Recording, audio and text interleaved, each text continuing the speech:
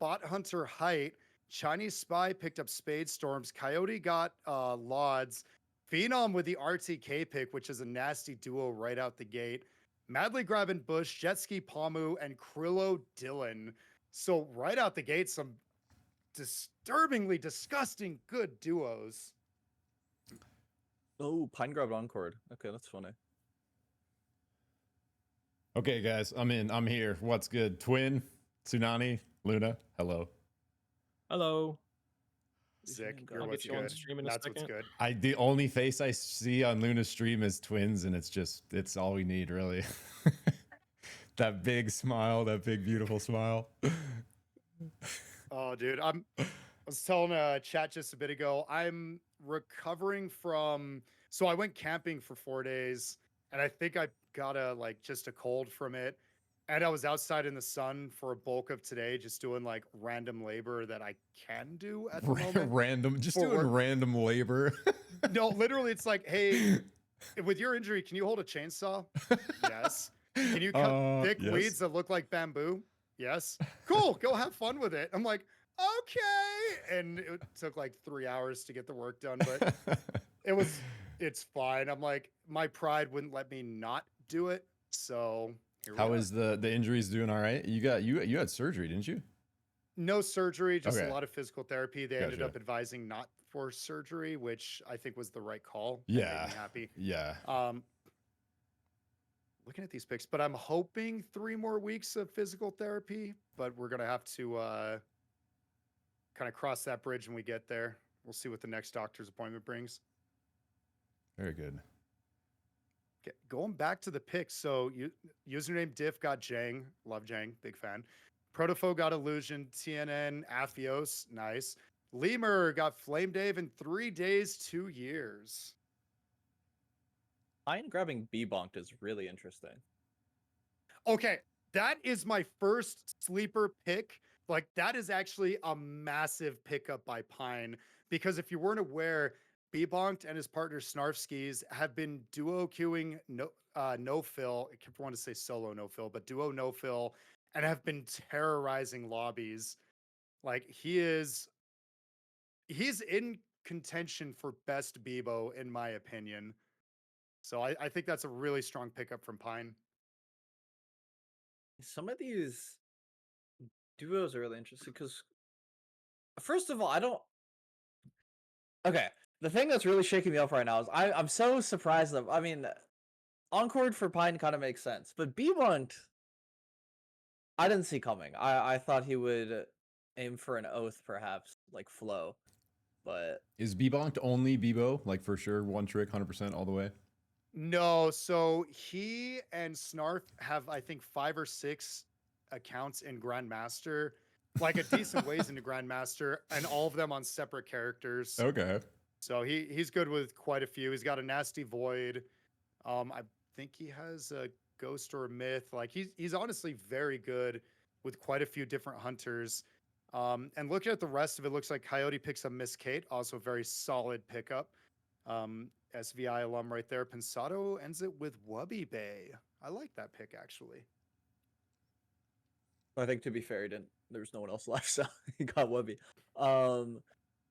So Coyote has okay. Well, I mean, just cycling through the drafts, we see Pensado's taken Height and Wubby. I mean, Wubby pretty notorious for Void, but can play a Carbine Ghost, I'm pretty sure. That seems like a pretty scary team. Which is funny too. So I instantly assumed that Pensado would take Height just because I assume they want to play aggro, and I think Height would enjoy a type of gameplay. Spy has picked up Spades, which makes sense because Spades pool complements Spy. I don't know if Spy is gonna play KP today, or if he's gonna default to like a Felix, Myth, Ghost, which he's normally been playing in scrims as of late. But I mean, taking Azeroth, and it's funny too when you consider when you consider the dynamic of being towards the beginning or end, depends how you see it, for these drafts, because you know your options shrink. Right. So, I mean, I guess, you know, debating between Azeroth and Wubby, Azeroth probably playing more. Was Azeroth Ghost? I think. Krista Myth Carbine. Never mind. Remember Azeroth's Krista. Coyote. I mean, Actually, okay. Obviously, you know, the viewer can parse through this list if they want to, but I think just looking at the most interesting picks, I actually really like number 9 username Diff's team. Jang and Thank You Chef Oh is yeah. just like a very classic myth-oath, right? You could play the brawl. This is like one of like the most common comps we've seen probably in BR. When you have a brawl in a team comp, so good on him for that. What about this Um, this Krillo Dylan Zach team? Also a was nice looking at neutral that. team. I like that too. Zach's been away from the game for a few weeks, but it's like riding a bike. He's very strong, very good Zeph. Got the Not heal for in me, there. bro. Dylan's- It's taken me at least like 5-6 days to get back into it here. I was really rough starting That's out what you last get for week. leaving. That's what you get for Hey, leaving. I never left. For the record, I never left. I know. No, but Krillo, notoriously good on multiple hunters and in any bush that he can camp. Dylan has been putting in work recently with 10. Zach H, very, very strong pick. So I think 7, as you pointed out, really good draft from Krillo. I think also it's really interesting that Phenom chose RTK. Like I wonder if the idea is to just like play super aggro, try to take advantage of the teams that don't have like an oath, for example. Another comp I like, just face value on the players. I really like 11. Tien has Aphios and Scarb, which is Scarb Ooh. is a sub. Yeah, it's a cool team. For I think it was Juiced. So kind of similar to the arena tourney where Clap got I think Ponyboy for free or something like that, where you got like the quote unquote high tier picks. So we'll see if they have the synergy to back up the nameplate, so to say. So you're talking about synergy, and I can't help but look at Lemur's team, number 12. Flame Dave, good on a lot of people, is putting in some nasty work with Shiv as of late. So good damage right there. 3D2Y, very strong oath. So has the oath option there. And even if he doesn't want to play it for some reason, we have Lemur, who is just the red mage of this game. Like he's good with everything. So I think like I don't know. This is going to be pretty competitive. Most of these teams. So basically, what we're doing is we get through 3 games and then we redraft. So and then is it like each individual player is carrying points from their games and kills forward? Is that kind of like how the scoring is working? Do you guys know like what the? Because as soon as we redraft in game 3, like the teams are going to be different, right? So you can't really have team scoring, or right like. Probably be like collective singular score at the end, something like that. Yeah, I assume. Word. Which means Ilario has his work cut out for him. Yeah, for real. Wait, so over the course of both days, there's going to be a total of like 4 different like teams. Like there'll be 4 drafts over the course of both days because if we do one now, one at game 4, and then again tomorrow. Okay, that's going to be really interesting, actually. It'll be cool too because the draft strategy will change when you have to factor in like if someone performs well, like, you know, for example, if we just take the first draft, Pensato, Height, Webby, or okay, I mean everyone knows Height's good, right? But maybe Webby performs really well on that team, so then people think, okay, is it Webby that's playing good, or is it the team that's helping him with the comms, with the making space, with the pressure, or you know, is it just him shining through? And then this will, you know, be a head scratcher for the teams when the order shuffles. We have Lemur, T, and Protofo making the first picks, who are, you know, latter half in the first round. And I think this is probably like more of an incentive for, and I'm not sure if they're thinking about this, but this makes it like a bit more valuable to perform well as like an individual in this sense, because you want to get drafted by better players, or you want to get drafted onto a good team early. We'll see if that goes out. You know, if someone goes for like a silly little 1v4 play, maybe we'll be able to. They rise in priority in the recess draft pickup. Yeah. I love that. Yeah. Realistically, though, I think everyone's going to be playing their own game. I assume captains can set their own tempo for how they want to play these games. Do we know? I'm waiting for the players to load in. If someone like let's say like this round, like Lemur picks Flame Devin 3D2Y, like next round, can he not pick those? Is that likely how it's gonna go? Like, can you not reselect same picks? I don't think there's a rule against it. Actually, it would be really interesting to see people run it back, I feel. Yeah, so maybe it'll be like, you know, some people will and some people won't, depending on, like you were saying, like how stuff goes and how how the games end up turning out and how people are looking. Oh, okay. So real quick, just to clarify, so the prize pool is $135 to best captain, $105 to best player, and $55 for best clip of the series. Ooh, So that's a that's nice how it's coin. gonna break That. down. it's a nice Wait. I coin. love Clip. that so much. I wonder if Pine picked B-Bonk so he could hit a clip. Because Bevo clips are one of the most interesting ones. I wonder. It's a bold strategy, Cotton. Let's see if it works out for him. Wait, now I wish I signed up Wait, for is this that tournament. I Kyle? forgot there was actually like a good cash prize in it. I didn't know. I keep going through it, and I feel like any team we say in here is like, oh, that's a really strong team. But team number 2, Chinese Spy, when he is on one. So along with Spades, who's consistent, and Azarath, who can actually be a terror as well, I wouldn't be surprised if 2 kind of steamrolled a lobby. I like this call out from Protofo. Y'all underestimating my Smurf master class. I think we might be, dude. I think my buddy Oh, Immense was telling me she might have the most accounts in the game because she's made so many Smurfs to just play with friends through masters. True. Same with Krill. I actually wonder who has more accounts, Krill or Glass. Like accounts that they've played on, because I have no doubt that Krillo has the most just by volume. I've seen some guys- of the names he has on hand. I'm sorry to interrupt, but can one of you do me a favor and tell me if like my stream is doing fine? Just want to make sure it's fine. Oh, here, I'll open it up really quick. Thank It you. was just opening streams on second monitor anyway. Looks like it's. Is it lagging? Yeah, mine looks frozen actually on the looks frozen. last screen you were on. Frozen. Yup. Ruh-roh. Which screen is it on? The one before this, like The- where we're all at the bottom. Ray. Oh no. I just Yeah, refreshed. It it's might have been a like- thing. I just refreshed it. It's on an ad. I'll see in a second here. Kirby says frozen as well. Oops. Opened up a Twitch stream and didn't have it muted. It's amateur hour. Oh, Protofo is I'm just playing gonna that. end.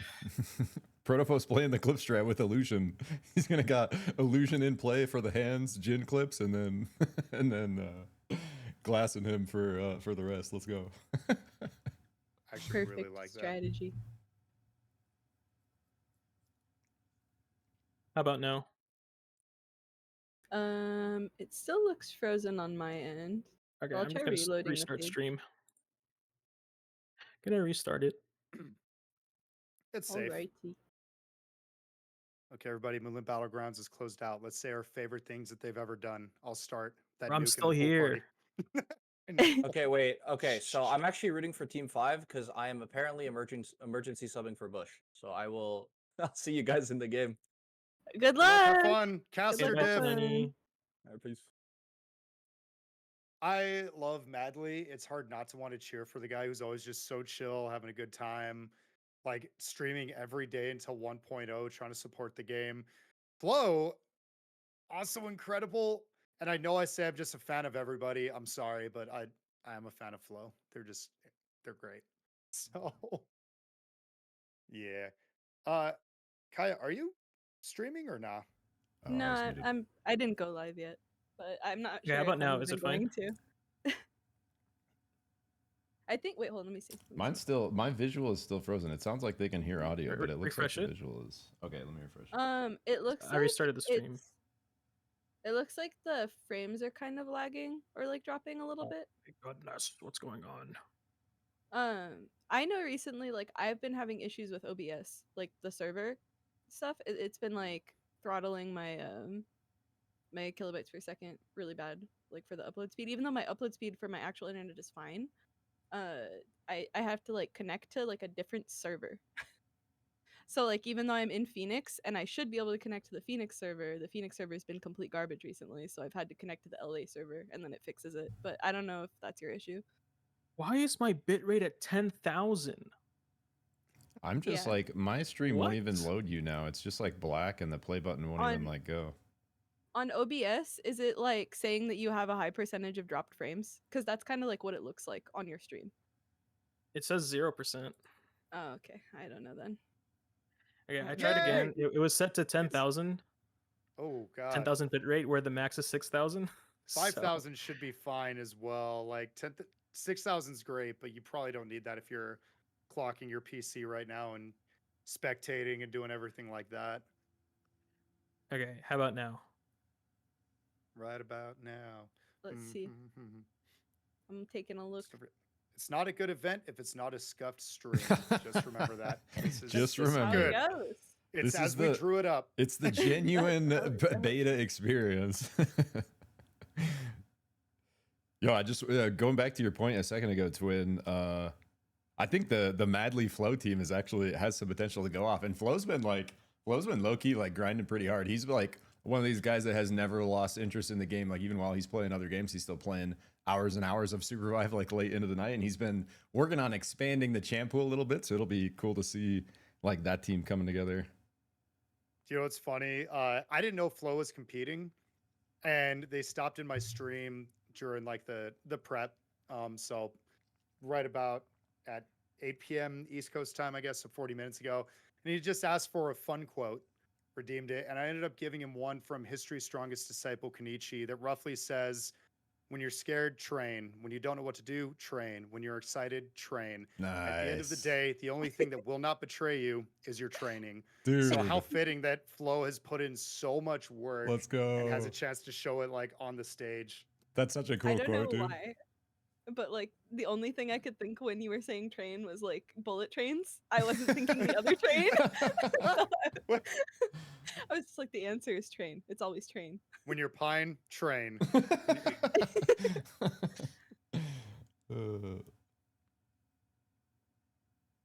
Yeah, Luna, your stream is still lagging on my Yeah, I end. don't know what's going on. I'm double checking my settings. Is What that up, him? magical?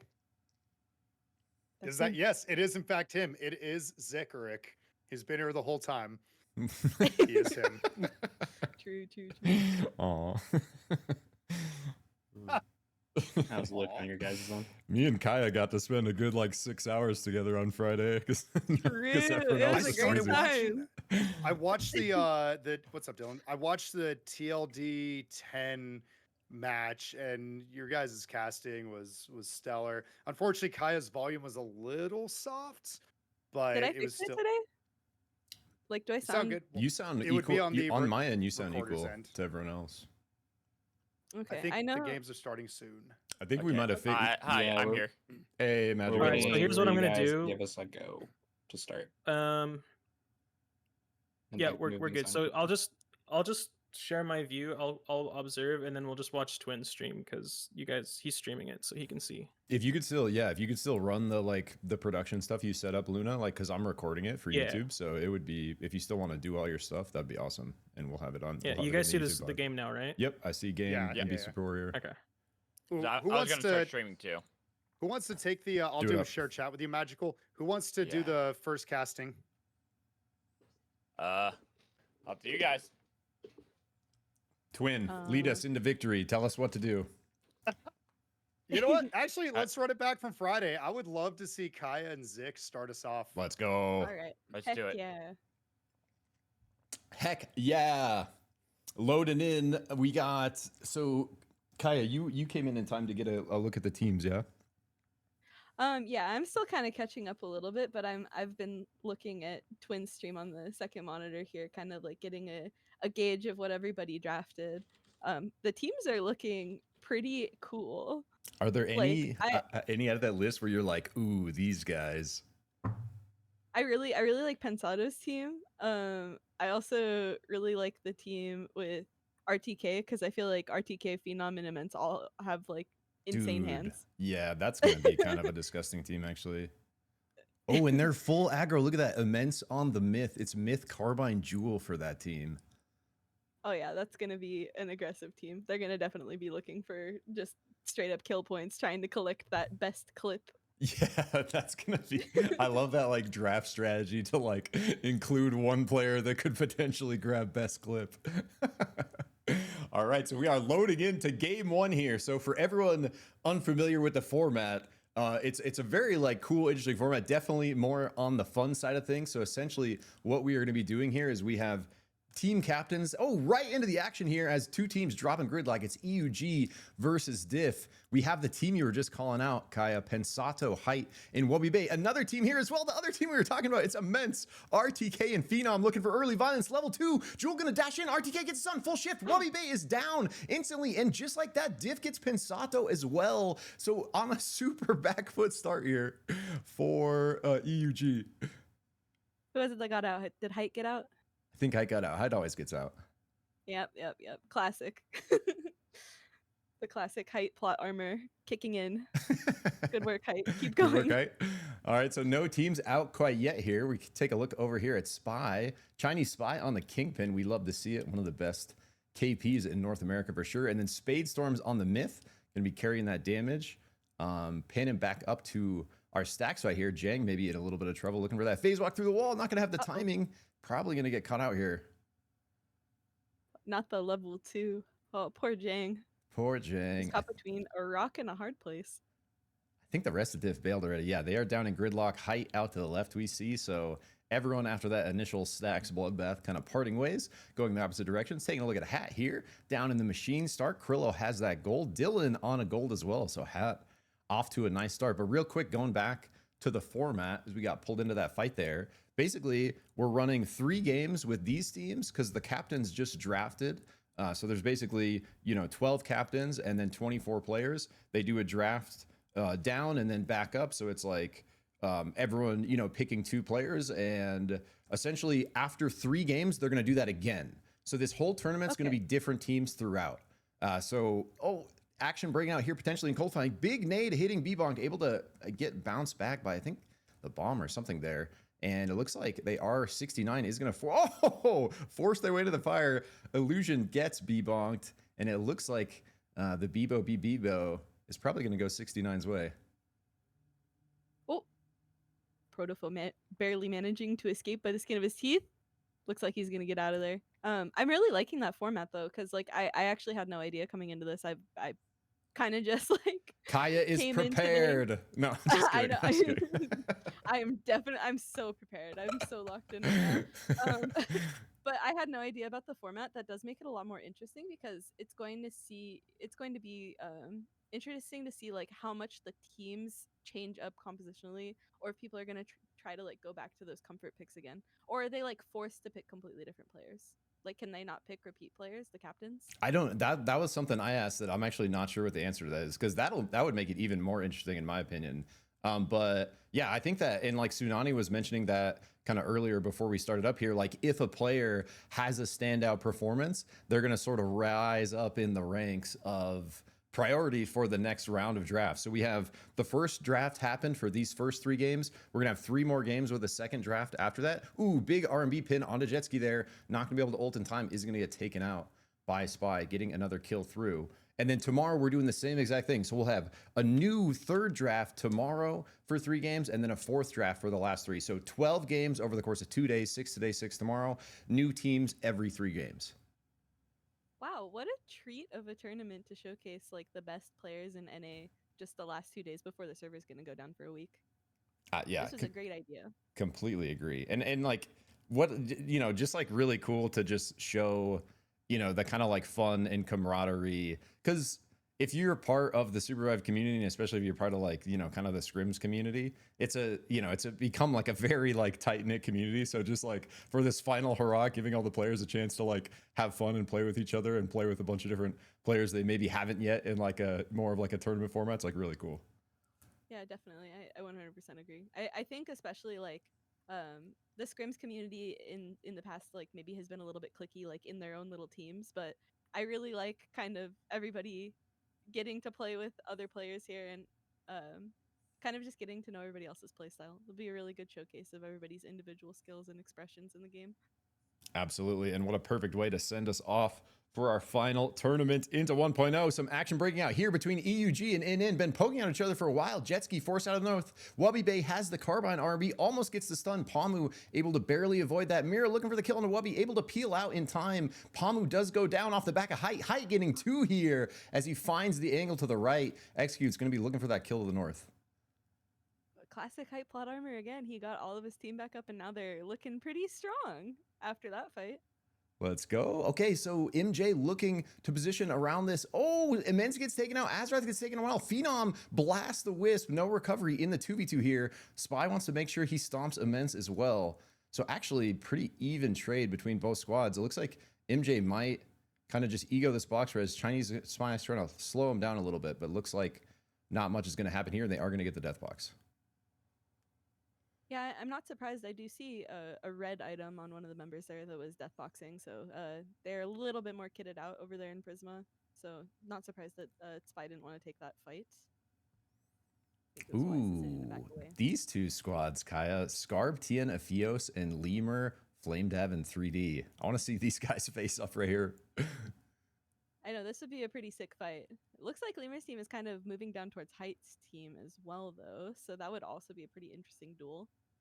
I love when we have this kind of storm shift here where everyone gets like pulled down into desert. We often see like so much violence like breaking out like right around this area, like South Manacles. We see multiple teams coming down from the north as MJ find a fight with EUG. EUG looking, but Height got a grapple out here. We saw MJ just come off the back of that fight for the exotic. YRP is here as well. TNN and Aphios looking.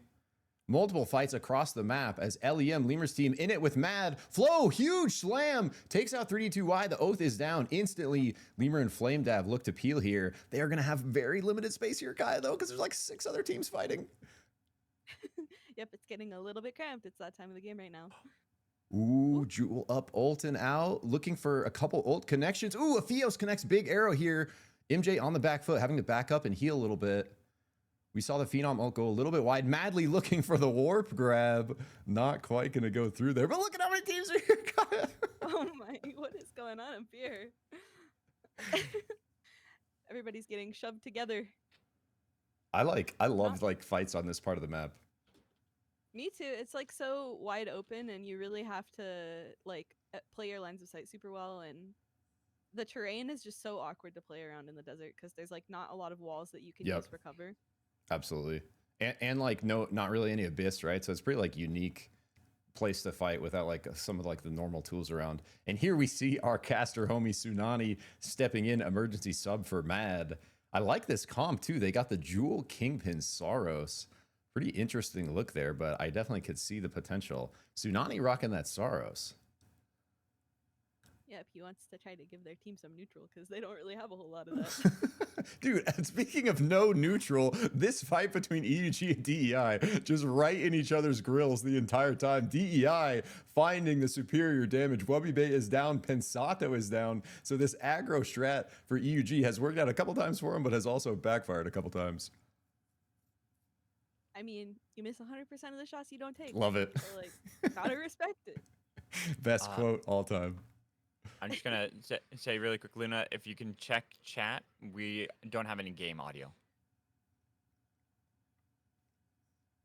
Thank you, Magical. So Spy, find a couple kills. You guys hear it from my stream? I don't hear any game audio either on my end. Negative. Yeah.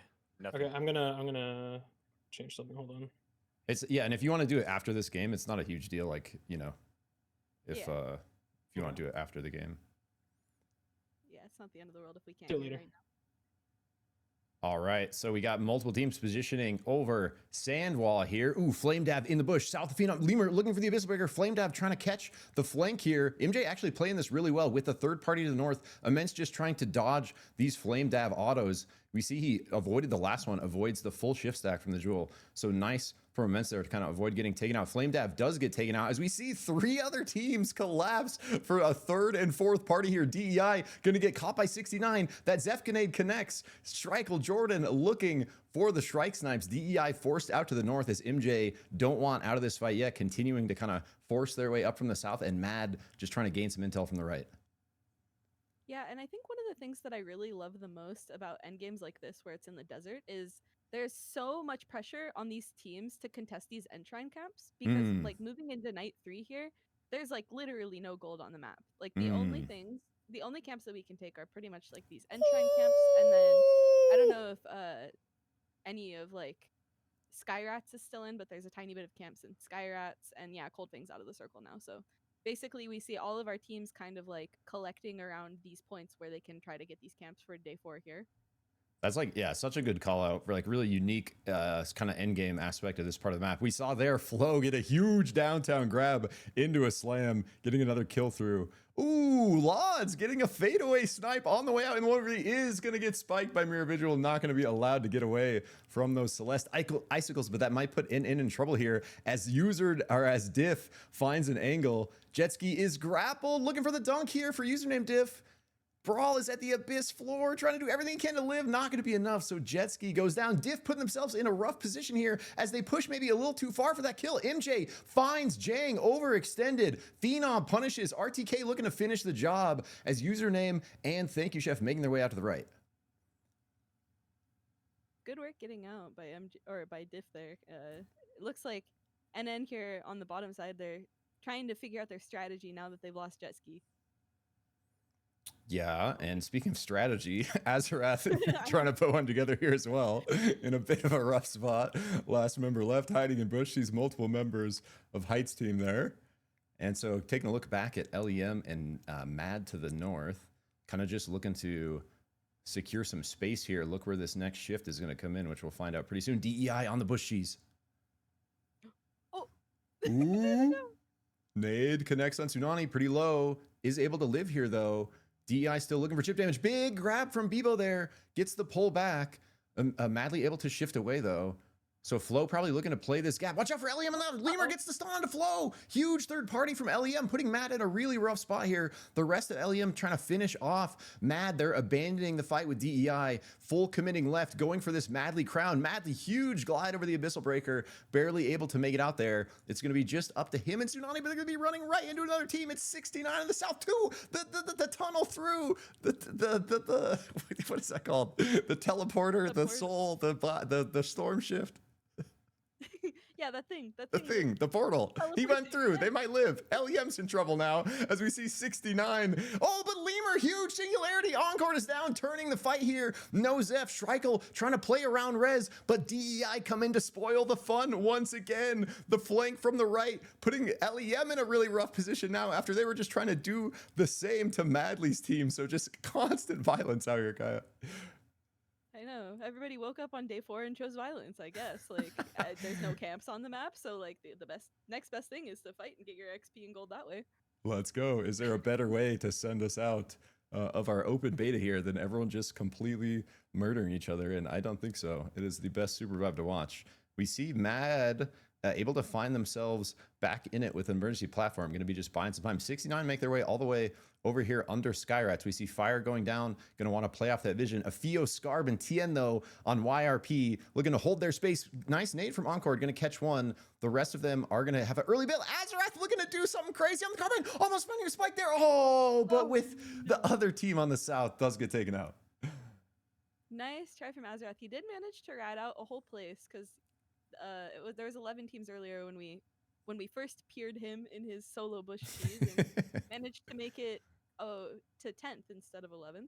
True. Good work, Azarath. Nice. So we see there in getting eliminated by Hat as well. So just like that, we go from 12 squads to 8 fairly quickly here as we're coming in to our next circle shift over to the east. See multiple teams playing over platform as Diff try to hold their boat island. Just going to be Lemur on the 3D on the Oath trying to assert some dominance there in the one of you. Lemur has the crown just above him, hiding in bush here. I think 3D is just trying to play distract, trying to set Lemur up for a crown kill. Lemur looking for a stun in a singularity, almost gonna get it there on glass.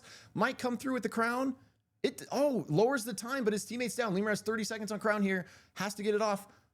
Illusion and Bebo looking for it. Buy some time, gonna shift over the wall. Lemur might live here, and now DEI in trouble after they're trying to find that kill, getting third party by YRP. Just gonna be Bebo now as Illusion and Glass go down. Wait, is that Krillo on that Bebo, right? Or wait, no, that's Protofo on that Bebo. Yeah, Jujutsu Bebo is Protofo. Okay, yeah, that's what I was thinking. Okay. Yep. I think, yeah, Lemur managed to get out, so that means the crown's probably gonna pop off in just a second here. Saved by the enemy team, I guess. Good work, YRP. That's the way she goes sometimes in the Battle Royale. Ooh, Phenom, nice gate into a shift forward, putting out huge damage onto a Fios. Not quite able to finish, but the rest of the team following up here. Immense, huge Weird-ass Fury to lock in that kill on TNN, putting them very much in the back foot. One member left. Coming up to the north here, it is just absolute carnage. Flame Dab looking to finish off 3, gets 1, gets 2. Flame Dab looking for the final kill onto Jang here in the 1v1 for Pride. Jang looking. Looking for final kill and best clip, maybe? Oh. Dude. Ooh. So Flame Dab Getting gets a the little R&B bump. Jang looking for this, like, oh, Phenom ruins the day from the south. Snags the KP, gets the ultra GG. We're not gonna have these 1v1s today. Not today. Not today.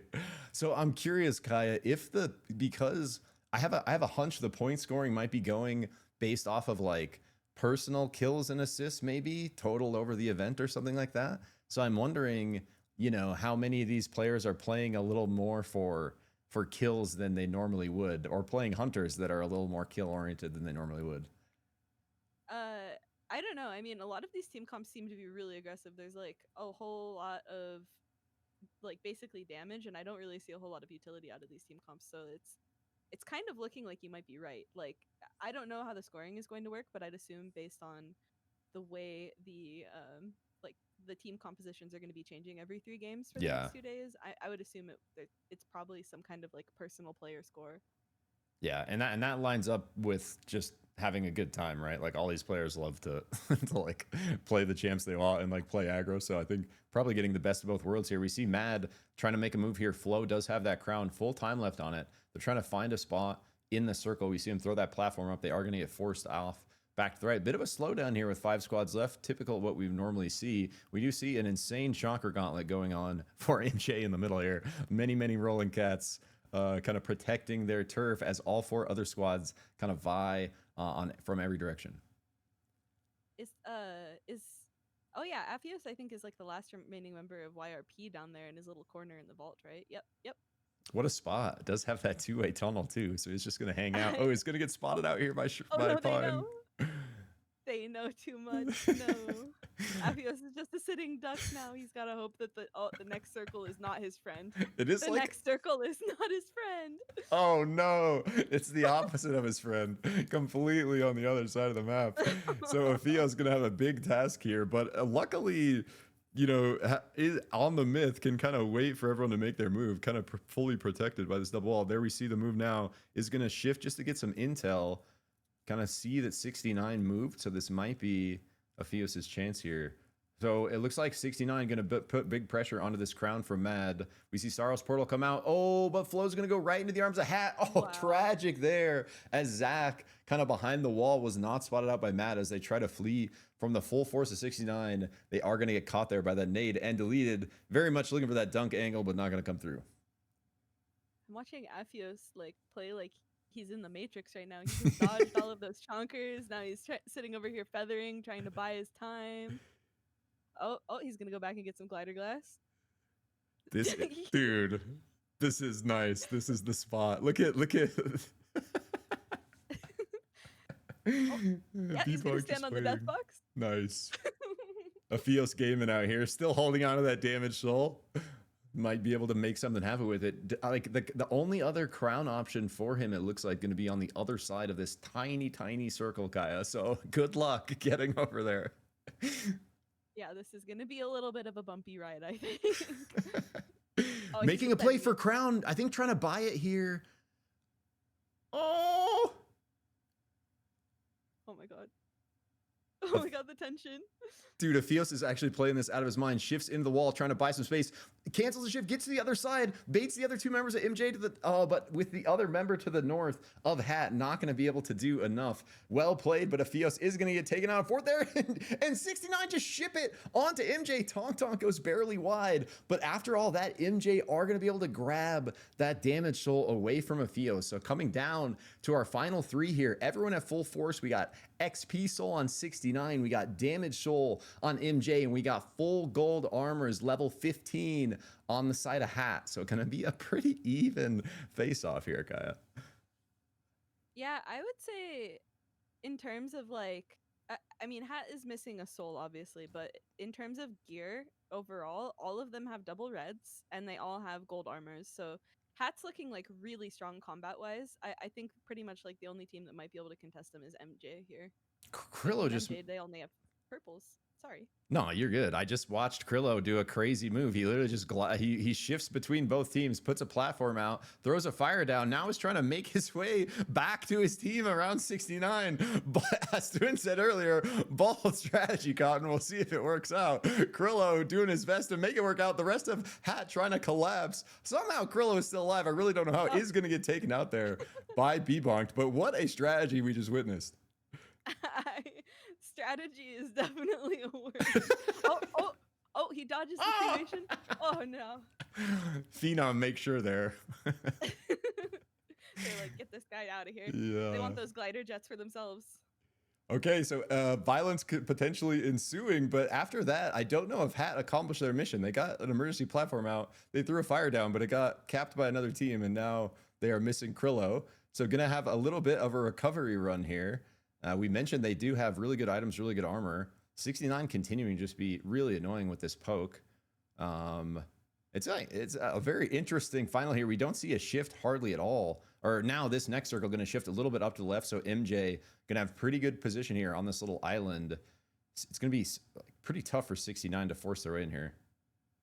Yeah, MJ has like really, really good neutral with Myth and Carbine. And then they kind of have the jewel to punish if anybody pushes up here. I think Hat and 69 are going to have to try to handshake and see if they can disrupt MJ. And it looks like, Ooh, Jewel goes in. RTK super low already, is going to get taken out as they shift back towards their squad. But just like that, I didn't even see the other two go down. So just like that, that team is gone. And it's just going to be MJ left against 69. Dylan has the crown, trying to make miracle plays, pops the wings, but not going to be enough. Zeph grenade connects, and 69 get B-Bonk, Strikel, Jordan, and Encore take the win. wow, good work, 69. It was kind of like what I said there. 69 and what was the other team? Oh my goodness. It was 69 and then Dylan's team. I can't. It was Hat. Thank you. Oh It was my gosh, Hat. you're so right. It is Hat. You're so right. Yeah, 69 Hat kind of handshook there, and they Mm-hmm. they basically just third party the other team. So, chat was saying that the official SUPERVIVE teaser has been put out. I think me and Twin were kind of talking about it. I think it would be fun if Luna streamed that to all of us and we have a live reaction together. Yeah. Oh heck yeah. Let's have Twin do it because my stream is really messed up for some reason. I don't know why. Okay, I can. Do we want to do that now or wait until after the That's three up- games? It's up That to is you up guys. to you guys. Well, up to the host, Luna. Let me see. I think they're gonna go right now. So Okay. they like to go. So it's probably best to do it during the break. Yeah. Works Alright. for me. Sounds good to me. Luna, were you able to I like adjust how a your lot of game people in sound? chat are Stream saying while we wait. a lot of people in chat are saying they want it now, but I think it's best if we wait. Good. That way we get the players going through the games. That way we can get to the, How long is the it? break. It's I think 40 seconds long. Oh, okay. Then let's just do it right now. What We are do now? What's the? Just watch Twin stream. Here, Okay. I'll share to Discord. Give me Okay. half a second to just set it up. Okay, so you guys don't need me. Hold on. Let me see if I can get my yeah. I need you. I need you to observe and share your screen, and then until I figure things out on my end, we'll see what to do. Okay, because then we need to find another sub for Madley. Yeah, Tsunani's playing. Oh, you're subbing. Yeah, I'm subbing right now. That's why. Oh, okay, then it's fine. Okay. It's fine. We'll just do what we have right now. Yeah, Okay. yeah, I can always run observer as well, especially if I'm not casting. Okay. I can do it. Okay, we can do that. I just need to figure out what's going on with my computer. No worries. Here, I'll log on really quick. Okay, I'm sharing my screen. You guys tell me when you're ready. I'm ready. On Discord? Yes, on Discord. I'm ready. Okay, I'm watching. so Go excited ahead. about this. All right, and run it. I don't know what to expect.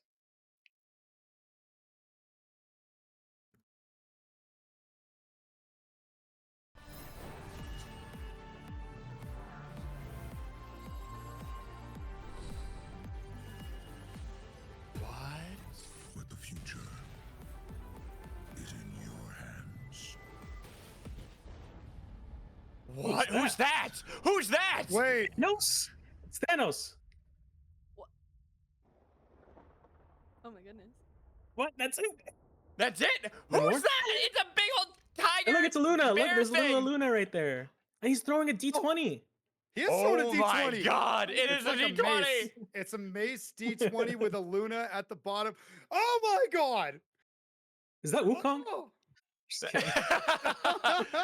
like a tiger bear. I don't even know what that is, but he's a tiger bear that uses a Dude, D20 as a man, half base. This is the tiger bear. D20. Look at that! Look at that! The hammers, dude. That's a armory. That's an armory Like a god. forge.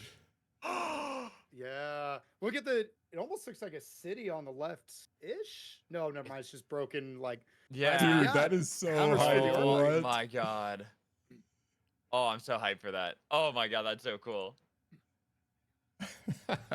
Did you join, Kavjan?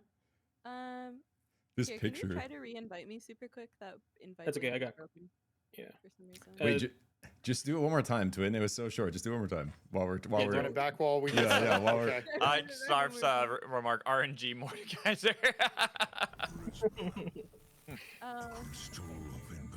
Okay, while you're getting it set up, we're Love running his voice. the ad. Just watch it again. Is Kavjan expecting? Yeah, we have to switch up spectator really quick. Sorry about the delay there. This thing. Can we just save the teaser for after game 3? Use that as the break watch. Oh, we're just waiting for the observer for Kavjan. We're good to Yeah, go. we already watched it. I have it set up now. Yeah, yeah. I'm starting it. Music is a Wait, banger. did as well, Kaya yeah. get in Observer, Dylan? definitely. That's what they were trying to switch. Yeah, I'm streaming right Okay, now. so okay. I'm on Discord. Oh, cool. Yep. Okay, cool. I need to. Thank you again for your service. Mhm. Let me Of swap course. to her. All right, so I think it's gonna be me and Twin for this next one, right?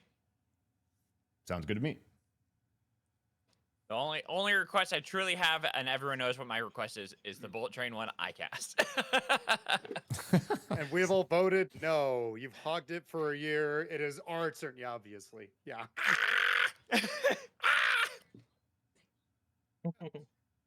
All right. Let me see. Do we hear game audio this time? I guess we'll find out.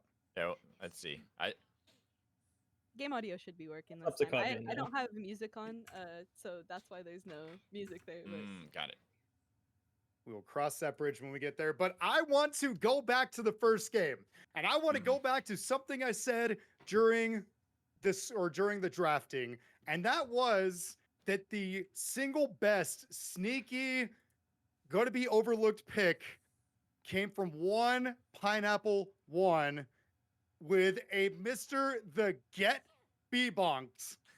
I said, watch out for Get B-Bonked. Possibly the best B-Bo in the game. One of the strongest players that seems to be slept on all the time. And what happens? Clippable moments. Solid W. B-Bonked is so good at this game. What a pickup from Pine and what a game one. I will say that anyone who knows how to play Bebo is already underrated because knowing how to play that hunter like very well is a difficult thing. It takes a lot of practice to understand like how to play that hunter, the RNG that goes into it as well, trying to make sure that you're in that good position.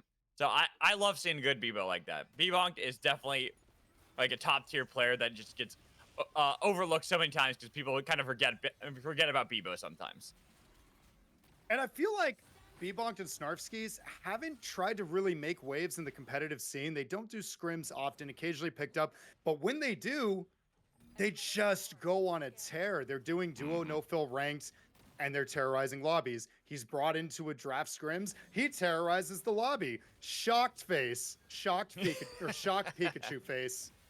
All right, but down here in Cold Fang Keep, EUG and Diff both trying to clear out the best they can, but with only 2 here. Thank you, Chef, and username Diff. Height kind of spotting that out. Attacking the Guardian early, but Diff, surprised that they're not trying to contest this as much as like they are. They're kind of letting them have that sand wall and just falling back, not grouped together. Looking at where Jang is. Jang's still in the northern part of Cold Fang, only now moving down. It's kind of wild that Diff, they all didn't quite step up in time, but maybe they just want to grab what little creeps were down there. Thank you, Chef. Really trying to put on some pressure. Jang caught out. Jang tried to shift over, but he's going to be pulled right back into the fight. Pensado has locked him down, and here's Height to try to make sure they can confirm that kill onto Jang, but it's taken a while. Thank you, Chef's going to fall right before Jang, leaving only username Diff to escape from Cold Fang Keep. There's a brawl, so should be able to get quite some distance away, but that is going to be a big loss for Diff. Oh, that was a massive turnaround, and they just never seemed to come together. As you pointed out, Jang in the north tried to get a flank, but they weren't there to cover that flank angle, and he got turned on. The hook, just impressive. And now looking where everybody else is, and actually those who are in Cold Fang, we see the final destination going to be an End Shrine, which I love because it's not a lot of Abyss, and it's just who has the hands on land. It's actually kind of funny, too. I feel like, at least recently, a lot of the final destinations we've seen in the scrims or the tournaments have, for some reason, just been honing in on the desert. So it makes these really wild endgame fights where you have like 5-6 teams still alive into endgame, and then the all-out brawls that ensue from that. Because, like you said, it's all about how you play on land. It's not just about getting spikes anymore. It's about truly actually finishing off those kills in the mano-a-mano fisticuffs brawl. Yeah, and it's great. It's like you don't have to worry about your E-plats. You don't have to worry about a lot of things. Just like prep yourself for the fight. And usually that involves a lot of chonker cannons, positioning, powers, things like that. And it's great. It's all about, like a chess game, who can have the better positioning when push comes to shove. I do like Saucy Hack saying that Final Destination keeps trolling either over Abyss or Desert. It does feel like that's been happening a lot lately, but sometimes just how the RNG is. And now in the desert, you see that MJ already attacking NN. Jetski trying to get a little bit of damage, but they are chasing on a Mirror Vigil. Mirror Vigil has been able to get away for now, but finally the chase down from MJ.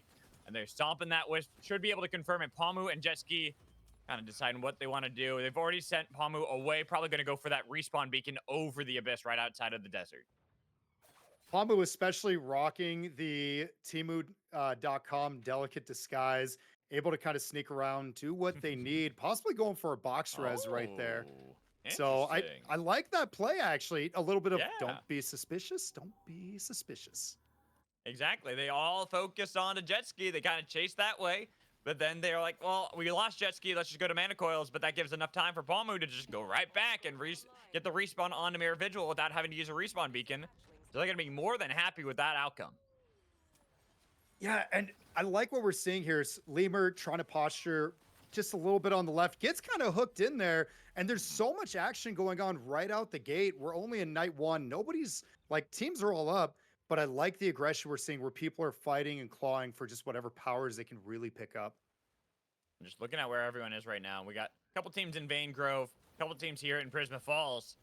Actually, 3 teams might meet at the Falls and try to fight it out. It's NN, YRP, and also having MJ. MJ had gone back to the mana coils, but it does seem that they're going to fall back yet again and just go for more farm. And 4 teams up north, but username Diff actually caught out and shot sniped by Shrike'll Jordan as MMM continues the assault. And getting pushed back, it's going to be the forced flight of the Firefox defensively just to get back with the rest of the team. But you can see, coming in from the south, Mad, they're looking for the flank onto MMM, but Triple M, they already knew that there was going to be a third-party situation. That's why they started to fall back. Same thing with 69, so both teams kind of relenting for now, but still with the nuke up, both teams don't want to give that up. And the nuke being sent out by the minion with the second wind to take the knockout onto Encord. B-Bonked and Pine now debating whether they want to try to revive and save the teammate. They've already got the B-Bomb on them, trying to get the revive. It's only 50% though, not quite enough. And Triple M stomping the Wisp, so they have control now of the Guardian. Kind of wild seeing the Guardian actually not nuke itself. You almost wonder if Theorycraft has improved upon the AI a little bit, because traditionally it just drops the nuke on itself. You take a step back and you're good. That one was like, no, we wake up and we chose violence today. It's because everyone was fighting outside of it. Normally, you know, there's players right on top of the Guardian. So it's just like, oh, drop the nuke here because that's where the enemy is. That time they were outside of that zone. So it actually had the better targeting that time around. Honestly, you love to see it. And now we're kind of in that breathing moment where everybody's just trying to, they realize it's day 2. Let's get our level 9s, maybe level 10s. Take a moment and just breathe. And looking at some of these picks here, I see Miss Kate on her Felix. What's up, buddy? I'm breathing. Oh, I thought you were excited. I'm like, yes, it's SUPERVIVE. We're here. It's the last scrims No, no, before you said that- 1.0. You said to breathe, relax, got to get the kumbayas, the meditation going on right now as we lock in, because we are getting into what, day 3 now, and all 12 teams are still up. Yeah, going into night 2, 12 teams up, and everybody really spread out. Not a lot of creeps in Enshrine, but it looks like teams trying to just farm Cold Fang and trying to just take what they can as NM Jetski gets dived on by Jujutsu Bibo by Protofo. A nice illusion by illusion, getting back, trying to stay safe with Jujutsu Bibo, but it's going to be Glass who has to stay in front of everybody. There's Double N are still chasing, looking to see if they can punish, but now that they've healed back up, not going to be quite as easy. One B-bomb landing on a Brawl, but not going to be that threatening either. You can see that DEI are still running away, not wanting any part of this. Well, Triple N, they could third party on either DEI or on a Double N. They're debating which target is going to be juicier. Seems like they focused on DEI for now. Now, I really like the little Spider-Man build that we see on Protofo there. Double grapple hook, able to get a sped up ult possibly, or if nothing else, just be a very mobile swinging around all of the breach on this Bibo. We saw in the kill feed that MJ, our team that was in the top of the standings last time around, that was able to get, I think, 3rd place, struggling against Mad. Mad's team was starting to get a lot of damage onto them, but we go back to this fight. DEI tried to use those illusions really well, getting a bit of damage onto Coyote, but Triple M are still playing back, not giving any angles to DEI to find that backline. Now, I like this though, because Triple M, they have the sustain. They don't have to worry unless it is their armor. So the smoke and mirrors from Illusion, it looks great, but ultimately it's just working. Oh, a little bit against them. Spade Storms goes down to Krillo. Spade down, Spy, they're running. Chinese Spy one direction, Azrath on the other, giving up the damage tool to Hat. And Hat, another team that was able to make it into the top standings last game, looking really powerful in game 2. We have 3 teams right here with Diff 69. It looks like our dark green team. I want to say Mad trying to make a, oh, they tonk out, but Tsunani actually applying a lot of pressure, and Jang with no armor soaking up all that damage. Look at Madly with the double abyss. Forced to use Eye of the Storm, trying to get away with the chains that already connected, trying to get back, and it's going to be the miss on the second wind. Not tagging onto Madly. Madly still going to be safe, but they got to make sure they're getting the health back if they want to go for a round 2 fight against Diff. Now, again, we have, oh, Madly with the double abyss ends up getting taken down, though, and confirmed kill from Phenom as Tsunani trying to make a move to the east. Last remaining member of Mad. Could have our first team eliminated. Tsunani over the abyss, taken down MJ. Getting retribution against Mad, who had taken down 2 of their players earlier. I love that play from MJ. They said, you may have beat us in day 3, but did you beat us in night 3? The answer is no. MJ gets their revenge on Team Mad. And now Hat, who is also looking really strong. It looks like Lemur might have swept their ankles. Yeah, got Krillo. DEI, they've been holding this position for quite some time, but now it's a different team that is starting to try to beat them at it. Liam getting some damage, but it was a nice juke again with the illusion. Here comes Protofo putting in the B-bomb, but not getting the baseball bat thwack onto Liam. Lemur was able to get back to safety. Same with the rest of the team. Disengaging from DEI and staying alive. I really, really, really like the play out there from the Oath. Pulled out the shield at just the right time, stopped the Bibo, and he and Lemur were able to just kind of like keep stepping behind one another, taking a hit, throwing your attack, take a step back, and rotating on who was where, and just position that perfectly for the escape. And speaking of positioning, look at this. Palmu still holding on to that delicate barrier combo while they just try to pepper 69 and get our winners from round 1 out of position. I'm looking right now at Hat. They got 1 player left all the way down there. See that lone Zach H all by himself trying to survive while other fights are happening elsewhere. Diff getting attacked, getting third-partied. They had the fight against MJ, but seems that they had to be careful because Diff showed up. But YRP to stomp on some of these wisps, taking some control back as Diff clear out a little bit of farm. YRP, we didn't quite get to see it, but it was clearly a solid third party. Both teams losing 1, and oh no, RTK. Oh no. So for those who don't know, that little protector that you get from the storm on the train goes away in endgame. and they are as far away from the circle as possible, and they are not going to make it. So unfortunately, unless they have an anywhere but here, that's going to be the end of MJ here in a little bit. And speaking of end, right now, Zach Age getting found out in Hat. One of our top 3 teams from last game, taken out at 11th place. Well, more fighting at the Mana Coils. A crown being worn by username Diff with a nice grappling hook on top of him. Chinese Spy trying to keep up, looking for the slam, but username Diff over onto the island, pushed back by the progressive burst. Then the overkill round to delete another team. That was so well done by them. They only let him absorb so much health with his lifesteal. And what a hook from Chinese Spy.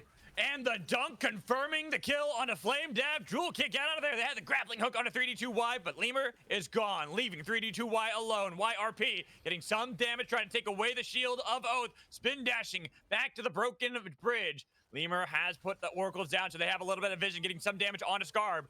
But being only 2, it's a risky situation. Spy still nearby, and they could third party whatever team they want. It seems like they're going to target YRP. TNN is going to be the first one they attack, but TNN has put down the orbs already, keeping the team healthy, looking for the pull, barely missing. Now, I like that setup. TNN probably feeling like he was with his team 10, who normally would engage right there, tries to get the setup, caught out a little bit, but the ability to reset right there was stellar. And now, once again, Liam kind of in a bad spot against Spy. Spike! And a nice spike from Chinese Spy. They tried to go for the Deathbox revive and unfortunately got punished for it. Spy had a great turn, denying that, then getting the kill onto 3D2Y so they could still put their attention on to YRP. Kill feed, we do see that RTK finally dies to the storm out on the train. So far away, but it is going to be the respawn beacon from Liam. Here's YRP already moving to disrupt and deny that revive for Lemur's team, forcing him on this long path out and looking at where the next respawn beacon is. It's in the middle of the desert. You can go for that, but it's going to be risky. Now, YRP has had nothing but stellar positioning this whole game. Now caught between other teams. The fortunate train rotation for them. They're going to run into Lemur, though. Liam has gotten the position. They're chasing him into the storm. Some damage. Finding the knock with the help of the storm. But they are going to be able to get out of there with the 2-way tunnel. As we see, back in the storm still, that YRP took a lot of damage. And now, Triple M with Spy in tow. Look to see if they can take down a team. Center's Embrace does not stop the attack as Triple M have found the flank onto YRP. The position finally punished as they cannot escape into the desert. Their name is dead as they are taken out by Triple M with Spy and Liam, both in the position that they could have intervened as well, but it's going to be DEY instead who try to throw their hat into the ring. Triple M with the aggression out of Miss Kate, now with the resets, took the second, now reset DEI despite the third party. Look, their armor of Triple M standing strong, their health standing strong, the ability to not panic in the face of that nice third party from Protofo and team was actually stellar by Triple M. And now we're back to true neutral, who has the better poke, and we just fight for positioning as, oh, poor Lemur, poor Pamu, both having to just hide in their respective camps. But Pamu has the advantage because there's a crown right there. Can wait until anybody tries to move onto their position, grab the crown, and hope to get one of those miracle spikes. Lemur just putting a spike wall, logging himself in, and yeah, I don't want any part of this. I'm going to stay in this little corner. They'll never know. I also think Pamu's probably going to wait for like maybe a fight to break out right here between these teams when they feel safe. It's too risky to turn around and go after the crown because you're in a fight. Or until the storm moves, but they're going to have to make a move sooner over later as Pensado with the low ground, but fishing for the hook doesn't quite get it against B-Bonked. I like that use of the emergency platform too to try to gain a little bit of elevation up against 69, but it's not enough to really overcome that bad position. That's why they have to peel back towards their base camp, be a little bit safer inside the circle, but here is going to be Pamu finally spotted out. They notice an awkward brush on stairs, which isn't going to normally spawn. They know you're there, but you can't do anything. It's just Pamu.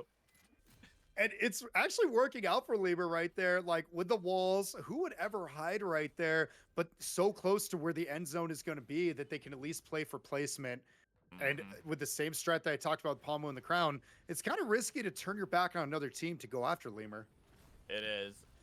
He's still in the circle now, even in that position. Pamu as well. They're trying to rat the best they can. There's going to be a scanning grenade put down by Pamu, but Triple M and Spy Locking horns already with the anomaly, but the anomaly accidentally took him into the storm, punishing Spy a little bit. They took a little bit more damage than they'd like, but look at how many squads are still here. 7 up, only 2 with 1 player left, and we are about to have the full-out brawl in the desert. Just depends who's going to start it off. So 69 has a great positioning here at the edge of the storm that other teams have to move into them. And we see EUG making moves, but also not caught at the end and ultimately having to take a fight here against this team on the left. As they start to engage, Pensado's making a move around, but he's going to run into 69. He's got to try to heal up as quickly as possible, but pulled in. It's a double pull onto Pensado. Low health, no armor. And here comes Spy from the north. It's going to be Pensado who falls first, while EUG try to go into the middle, but it's DEI right on their heels, while 69 don't want to engage. They got a little bit of damage onto Spy, but not enough for them to chase up the kills, while Pensado barely hanging on, trying to put the cremate onto the Wisp. He's going to be revived. They got him back. Pensado's alive, and another life for EUG as B-bombs being thrown at them. Spy looking for the hooks. EUG still in the thick of the battle. Wobby Bay couldn't swap out, and Pensado's already been taken down. Triple M have gotten rid of 2 players on EUG, but Heights trying to revive the team, keep their hopes alive. So close, but couldn't get it. Now found out EUG finally fall, with 69 engaging on his DEI, finding any bits of damage, but a good juke again from the clone keeps DEI in a good position. Look at 69's powers too. If you notice, one of them got hooked. All 3 of them have air blast. So all Kingpin hooks are null and void because they air blast the KP away before the stun comes out. And now we got to fight up here. Spy putting in work. They're able to drop Lods. It's a 1-for-1 at the moment. DEI coming in from nowhere as they find a knock, but it's going to be DEI taken out. Protofo dies. 69 now engaged. Crown picked up by Lemur. Finally looking for that moment to strike, but he's got a long time on the clock. Tries to take the kill with the boombox. Is it enough? He didn't get it. It was stolen away by Encore. And now with the chilling finale, can't stop any Wisp because now 69 on his position as they've knocked out Triple M and they look for Lemur. Bye-bye Crown. It's just Babu who ratted from 7th place to the top 2. Lemur did everything he could, but they just denied the crown. And now 69 undoubtedly going to be our back-to-back winners. We have so many taunts, and there it is. Wave the white flag. Pine says it's over.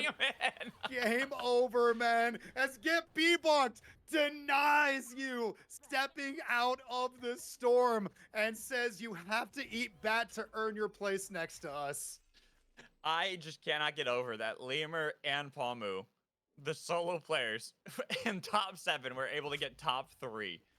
Like, that is just wild that they were able to survive for that long. Like, Lemur just put down the spike walls. You had to know he was there, but then again, it's like, do you actually try to go for that pull there and then get yourself put in a bad position as well? So I've said this before, and I'm going to say it again. Most people that play this game are gamers. A lot of them are really, really good gamers. Lemur is an artist. Lemur finds the most creative approaches to this game and makes it work. And there are a few artists out there. Tom Kick, for example, he is an artist. I'd say Aiden, an artist. But Lemur stands head and shoulders above the rest because who in their right mind would put a wall right there and just stay? And he's like, it's okay, trust. This wins. I can't believe you won that one. That's just wild. All right, so what's the next storm shift for game 3?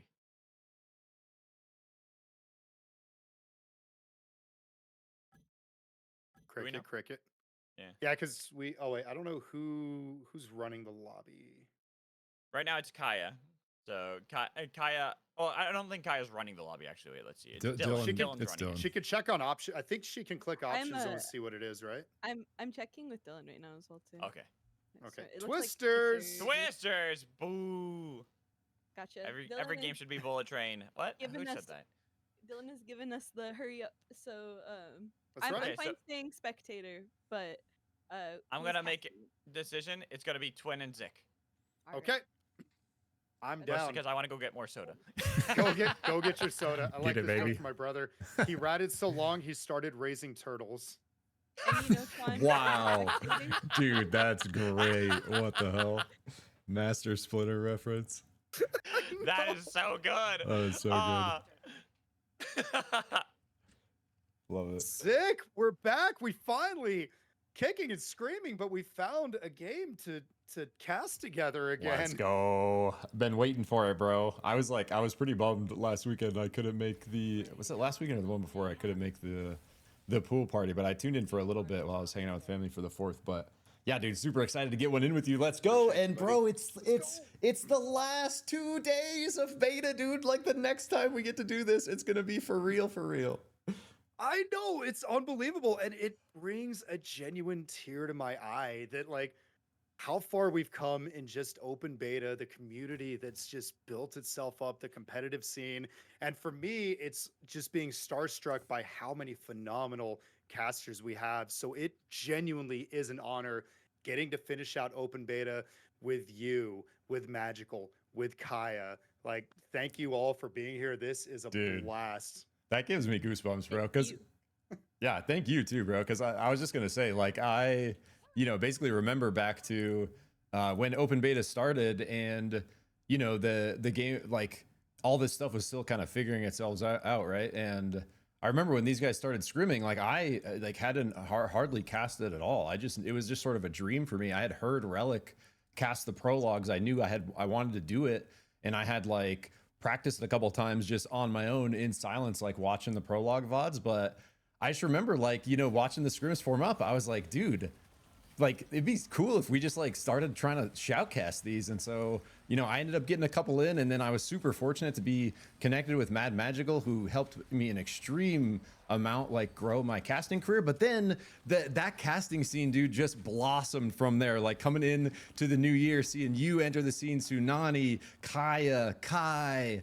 Like there's just been so many awesome casters that have kind of joined, in here, and it's just an absolute pleasure watching you guys cast and evolve. And so absolutely, bro. The love. Now getting back into the game here, seriously, genuinely love you. Aphios getting just pinned down, and an early kill from Hat. It's one of those, it's so early that we know YRP is going to be able to pick Aphios back up, but the positioning, the gold armors, everything is going to go to the way of Hat right there. Yes, sir. And pretty spread drop for the most part. Not a ton of early violence. We see that fight in gridlock over those golds. See a couple teams kind of eyeing each other. LEM on very much the split farm. We see Flame Dav, everyone completely split on the side of LEM. Except for in the north, it looks like we do have a fight possibly breaking out as 69 are back-to-back champs, losing the Blink Stone. Ooh. And now MJ chasing him down. RTK, beautiful stun coming in from RTK. Can't just get B-bonked. One shift comes out, the second from Encord. Nice. And 69 now on the back foot. So what's worse than losing that early boss fight, Twin, and not having level 5 is the enemy Kingpin having the Blink Stone. But in regards to Hunter power combos, Blinkstone on KP might be my favorite. It's just so fun to see what they pull off with it. And now Team Lemur managing to rat to a third, now trying to pick an early fight against Spy.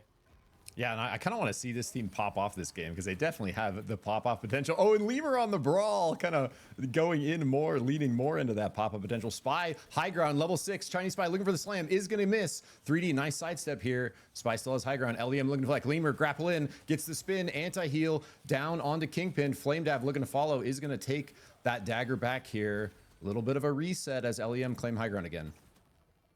Now look at this, wait for the heal to come up, 3D2Y trying to get something going, but so much damage coming out from that myth, coming out from Spadestorms that Flame Dave, even on just poking his head around the corner to see what's going on, lost 2/3 of his health, and they're going to have to concede the fight. Yeah, and it looks like they are going to maybe try to run down the kill on 3D. Lemur's still trying to get level 6 here, is going to get it with that creep kill. And now everyone kind of split, making their way back into Storm. 3D already well on his way out. I think Lemur trying to get as much gold as he can on the way out as well, but it looks like they are going to kind of part their separate ways here. Maybe not.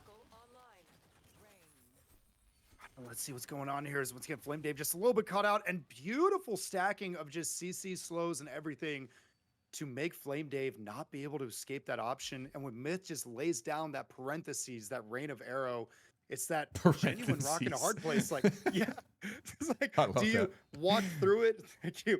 Take the anti-heal, take the slow, take the world that comes with it, or do you try to stand your ground and fight? Yeah, it's tough. I mean, Rain's such a good zoning tool because it's like you don't want to walk through it because of the damage, but then it also slows you. It also anti-heals. It's like a really strong, zoning tool to have to play around. And yeah, you're kind of stuck inside those parentheses a lot of time.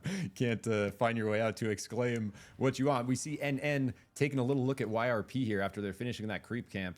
Pretty much everyone on 6 except Jetski has that 7, so ultimate on the brawl. Oh, that was a beautiful little anti-Moby field coming out from Carbine right there, or the Carbine variant of it, to stop Jetski's assault, because everybody on that other team was just level 6s on YRP, so they really didn't want to take that fight. And we kind of see the same from Triple M here, who's ratting it out, probably waiting for day 2 or to see if any ghosts are left behind. Yeah, and so crowded on this southwest side of the circle here. We see our former back-to-back champ 69 kind of right in the thick of it. In now on the level 7 full ults themselves. Big advantage here. Jetski gets the slam through. Abyssal Break to follow. Huge damage. The grapple able to follow up very quickly on Lods there. It's going to be Coyote and the other member on the run here. Oh, that was so big. They just kind of did the counter Uno reverse ratting strategy against them, or camping, waiting, and catching MM out. Still level 6. Looks like Miss Kate was able to get away. She's very immobile right now. But ultimately, Coyote also taking the train, choosing not to stay in the storm, though, which honestly, I don't mind that call, because it looks like, knowing LEM is right here, they'll have the means of escape. Yeah, could have maybe opted for the staying on the train angle for the all-around res, but doesn't want to, as NN finds a little bit of an angle onto LEM here. Lemur getting chipped out pretty low, going to take the warp through the wall. Got that glider jet, going to go around, so NN has quite a chase ahead of them. They, Twin, not able to capitalize on the ults very much here for NN. Now rolling into day 2, going to sort of miss that opportunity. They were able to at least get them on Triple M earlier, but yeah, those glider jets on Lemur, on Brawl especially, it is so difficult to catch that Hunter. But now Lemur's going to have to try and figure out where can they get their levels. He was still level 6. And just taking a look at this, Fragile pretty uncontested. Everybody's outside the zone trying to farm what they can before the circle closes in, but they're all going to get that funneled, like they're just going to get funneled into each other in that southwest kind of section. We kind of like already see it in play right here. So many teams kind of right next to each other. We see, I think 69 and Mad on a scrap in the south, as LEM fighting against MMM here as well. Yeah, they're fighting, and Shrike Jordan actually picking up the Delicate Disguise, which will be very nice for that initial tap from Shrike. Flame Dave trying to make a move. Coyote choosing the 1v1 duel on the Soros. Not quite able to land these snipes, but Flame Dave, one good shot and he's done. At 69 now positioning, and YRP actually positioning. Coyote's caught out. Yeah, this is a rough spot for Coyote. Is going to go down there. Mad on the south of YRP here. Going to maybe look for a flank angle around the wall. Flo does have that abyssal, not scale. I always forget the what that one is. Fang. The Fang, thank you. The one you throw and it does that. He misses, goes wide. Tsunani super low. Scarb trying to finish with the ult. Not gonna be able to get through, but Fios goes down. Flo and Madly eviscerating the back line of YRP here. Now in the 1v2, it's just gonna be Scarb left. Has that ult charge, shoots one through. Flo looking for the slam finish. Scarb in a rough spot here, trying to kite away to the left. Now, I really like that play from Tsunani, just becoming like a vision bot for the team, a scout, if you would, using that shift that Bishop has to get on top of the wall, see what was going on. And although he took a lot of damage, he became a distraction. They ultimately won the 2v2 and won the fight in the long run from the distraction of Tsunani. Absolutely, and Lemur has RTK kind of caught out here. Oh, literal one shot, but is going to somehow get away and get sniped by Flame Dab. So Lemur's work at least going over to a teammate here, as LEM continue to be pretty split. I think 3D is down, and so going to be a little bit on the recovery run here in on the bush play, Twin. Oh, they're doing so well with this. Jang, here it is. They make the call, the CC stack, and the Abyssal Breaker, followed by the jet ski dunk. And Jang had no options since he didn't check the bush while being distracted by Hat. Yeah, that is rough. So Jang taken out, and now NN want this fight against Hat, pushing Krillo hard off of the boss. Oh, huge damage traded. Mirror Vigil's down. So Hat, big advantage here, trying to play for Rez. Is going to get him up. Mirror back up. Oh, is going to go down right again. So Krillo gets that chase through with the carbine. Now Pamu on the run, the other teammate on the run to the right. Thank you, Chef. Also backing to this base camp, it looked like, but realizing it's not safe here, having to exit. It'll be now just going straight to Hat as Jujitsu Bebo making a move in. Oh, and like, oh, Glass almost able to kite it out there. Grabbing a kill for themselves. They got to be careful though, because Mad right in the south. Madly sees him. The Q bump is going to go slightly wide. Flo still looking. Grab wide as well. It's crazy to see how aggressive Miss Kate is on this Felix, always using those shield pulls, watching for the exact moment it comes back up, and just laying on the pressure on all teams right there. And also, I like that play from them to make an exit. 69 trying to get their 11s, and Lem, not a lot of levels to their name, but they're choosing aggression. Wow, and they tried to catch Pine out there. We see Abyssal Breaker come through. Huge shift backwards, though, kind of turns the fight on the head of LEM. They already have 2 members down. It's just going to be Lemur. Has to kite out to the left as Hat looking for the third party, looking to find 69 with cooldowns down, but it's not going to be in time. I love that B-bomb that we saw there from Get B-bonked. It did enough damage. Zach H able to sustain, get him back up, but stop the fight. Now Spy caught between 2 teams, drops Miss Kate, but ends up getting jumped on by MJ. Chinese Spy, Spadestorms both going down. Azarath fighting for their life, last remaining. And it looks like Triple M just has Coyote. So 2 teams who have been pretty strong this entire game, now down to 1 member each. Yeah, it looked like that was just a super even fight. MJ find the perfect third-party opportunity to just clean up the scraps there. Neither teams that were already in battle really have an answer for it. So down to 1 member each, as you say, on the Crown Hero res run. We'll see if they can pull it off. And meanwhile, here, Twin, EUG setting up the big brain long-term sky play. Without a Bebo on the team, but just using Penguin right there from height. Able to get a move, and Glass, getting grabbed by Flo, but the air blast to stop it. That was like, she had no idea Kingpin was there. The hook just came out of literal nowhere from the wall. Illusion gets taken out as MJ find another third party, showing up huge to these fights.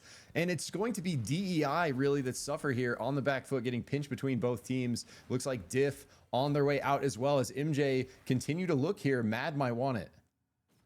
No, and that's been the story of this game for MJ. And look, they're reaping the benefits of all these. Phenom, 2 really good powers on KP, like glider jets on RTK. They are just waiting for other teams to be distracted, and then they pounce. And that is what you want to do in a game like this, in a BR like this. If you don't you don't have to take a one-on-one fight unless you absolutely have to, most of the time, look for the third parties, win the game. MJ in a prime position to do that alongside Hat, who also look really strong in the moment. Yeah, so we see Lem, a couple teams on the single player left, just trying to hang out in bush, find an option as Spy decide to join the Skylands, or full Sky play out on their own platform. We see 69 more kills taking out Diff, so our champion squad from the last 2 games finding another full squad wipe. And it looks like we have a little bug going on where you could see somebody falling through the map. It looks like they're still up, but our observer pointing that out. Tsunani now caught out, hurting a little bit. Camera kind of moving away, but it looks like Tsunani was ultimately caught by MJ, who's now looking to get another team down. So Flo getting caught as well. MJ on a tear here, Twin, just eviscerating team after team on these third parties. We see Grapple come through for Jetski, trying to yank Immense in there. For a stun grapple look, is going to not commit because they have another team to the south. Mad, another team that's looking as well. It's just going to be Madly left. He gets dunked by Pamu. Mad is gone. But now MJ seeing the opportunity, not third-partied by Hat, dives in on Jetski, but RTK ultimately going down. Phenom kind of caught out of position, and all of a sudden MJ, who was looking so dominant, is down to just Phenom as NN, seeing that they were getting third-partied, turned it around, and we're able to separate the team, divide, and then conquer them. Yep, so MJ now on the back foot after a game of extreme violence. Not out of it yet, though, because they do have the Phenom Kingpin with the Fang, with the Blinkstone. So going to be quite hard to bring down here, unless it gets dunked by Coyote. Oh, I thought that was a brawl. I thought that was a brawl. It's a Soros. No, yeah, it's a Soros. The Abyssal Fang does go out. And a wave, a little bit of a we're last left handshake. We'll see Phenom handshakes with nobody, tries to get the dunk on him, but Coyote just peppering him with all these R&B shots.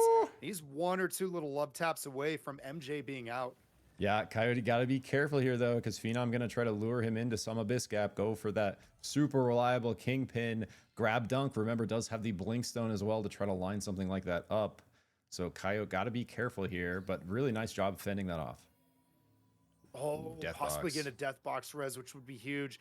There is a brawl just north, maybe within range to hear it. But if they were, it looks like they chose not to make a move. So that huge play coming out of Phenom right there. So Oh, ma- it is Coyote. Never mind. I thought it was brawl as well, looking at the map. That's exactly what got me there. So Fang is out for Phenom, trying to catch Coyote in that hat right on the right. He's got to be super careful here. Hats are surely going to try to go for this if they see the Lone Sorrows. Takes the world, but he's got another team on the north. So Coyote in the worst possible spot here. I love this from Phenom too, making Coyote have to move, saying you can't stand here, and knowing that they're feeding him to the wolves. But unfortunately now for MJ, they're getting dove on by Whoa. NN. They're hurt. Immense is dead, or Immense is going down, and now Phenom. Again, it's all on your shoulders to try and make a move, but they run into Pamu. It was a really nice blink stone from Phenom before he got into the combat that fight to blink out the way NN was coming in. So saving himself for a little bit longer here. Still trying to play for that dunk play, going for it there, but Jetski a little too quick on that grapple pull, going to take Phenom out just before he's able to go for it. What happened? I missed. Sorry, no, I don't know if they wanted it, but the abyssal scale or abyssal fang dropped into the abyss. The ice broke, so Rip. that power is off the map now. No teams can get it. But look at this positioning.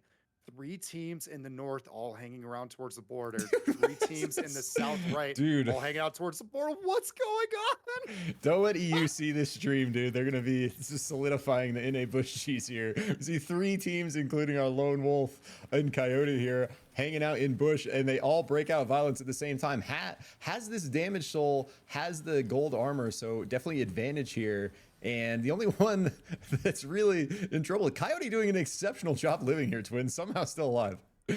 I love his positioning, his patience, his weight, and being saved by third parties. Now, off screen, we do see EUG ended up going out to 69. So 69, in spite of the rough start, is actually, they've made a really good comeback to lick their wounds, figure it out, and just continue their aggression, wanting to go 3 for 3.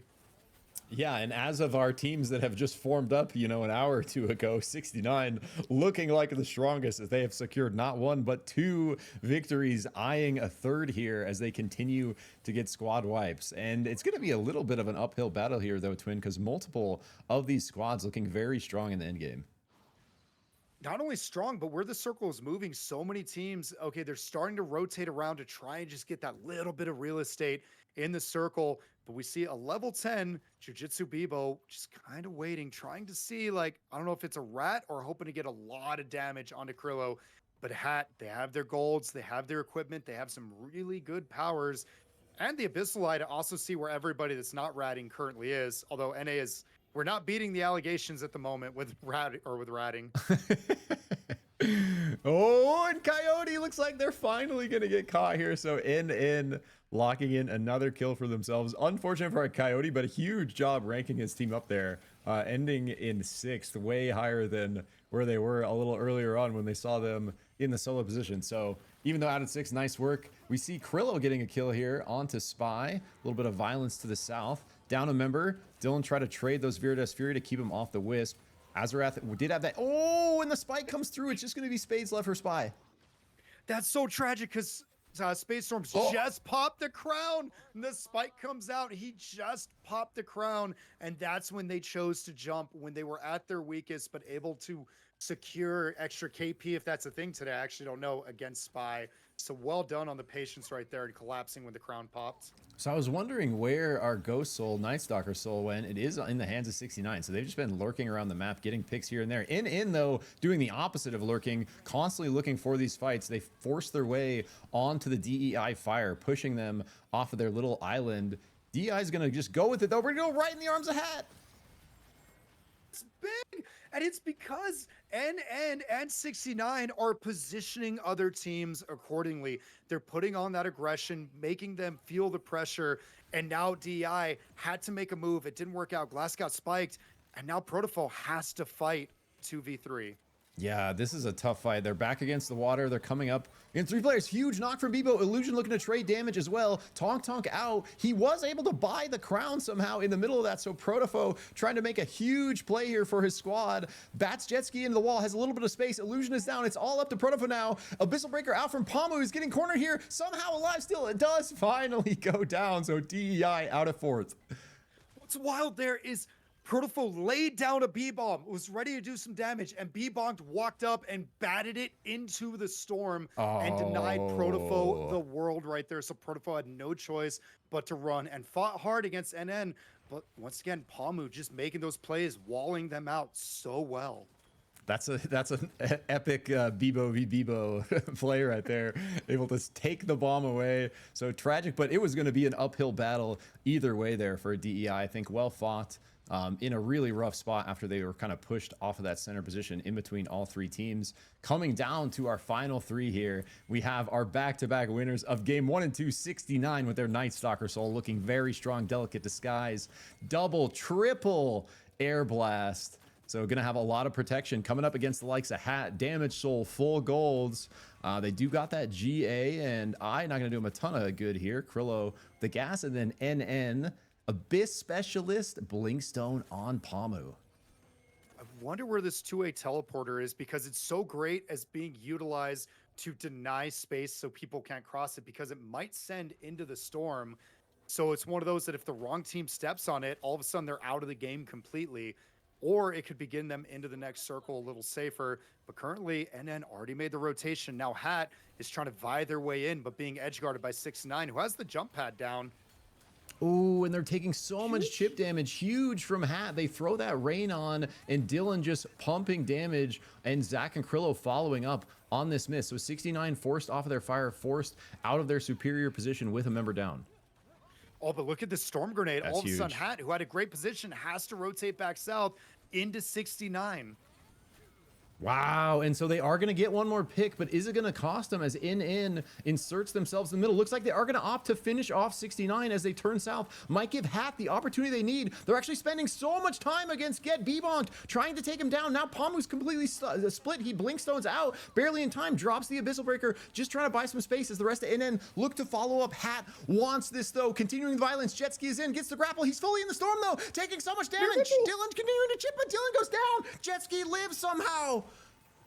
Miravigil, you're crazy! You push him in the storm, you hit your ults, and now it's just Krillo. Miravigil absolutely popping off in this final fight to turn it around. When NN was on the back foot, Miravigil said, "Give me the rock," pulled the sword out of Excalibur, and just took the fight into their own hands. Now Krillo is running for dear life with glider jets, a crown, and a prayer, hoping to make something happen, but I don't know if you can do it, as NN closes it out on the back of Miravigil, who is just built different. You're so good. Let's go. Huge plays from the side of NN there, making it happen. They see the violence break out. They see the picks go down. They get themselves right in the middle, turn south. It was looking a little rough as Hat engaged from the right, but like you say, Miravigil, huge knockback into the storm. Pamu and Jetski following up. Too much oppressive damage, end up taking out Hat and taking the win. The storm play with that little shove arrow and then just ulting somebody trying to come out of the storm and run away to knock down 2 in a matter of seconds while your teammates are in the storm fighting for their lives to get out. Like, that was actually crazy. And the whole final circle was beautiful with 69 getting shoved out. All of a sudden, I'm forgetting who it was, moved up, and the storm grenade forced them back into 69, making B-Bonked have to fight because I think it was Pine went down right away. Like, the aggression coming out before the storm had a chance to move. Oh my God, that was just cinema. Right. Honestly, it's always nice to see like that kind of gameplay, right? And it's also nice seeing like the teams bouncing back and how they're able to perform. Like Double N there got second place in the previous game purely because Palma was able to rat, and this time it was much more of like an aggressive play from them. So we actually got to see just how good they all are. You guys, I have a question, if you don't mind. What's up? If you watch my Discord stream during the game, are you able to hear my audio? Can you figure that out next game? Oh, we could try. Let's see. Next game. Let's, I just want to know if you guys have game audio for my stream. And Gotcha. I finally think I figured everything out. Nice. I can Nice. see all I of got our the instant faces replay now. to work. Yeah, you guys Nice. can see yourselves. Hell yeah. Yeah. I got the second webcam set up because the only way I could have gotten it to work on my main camera is if I had stopped the stream and restarted the stream, which means having to redo everything that we already set up. So I was like, let me find out some other way to do this.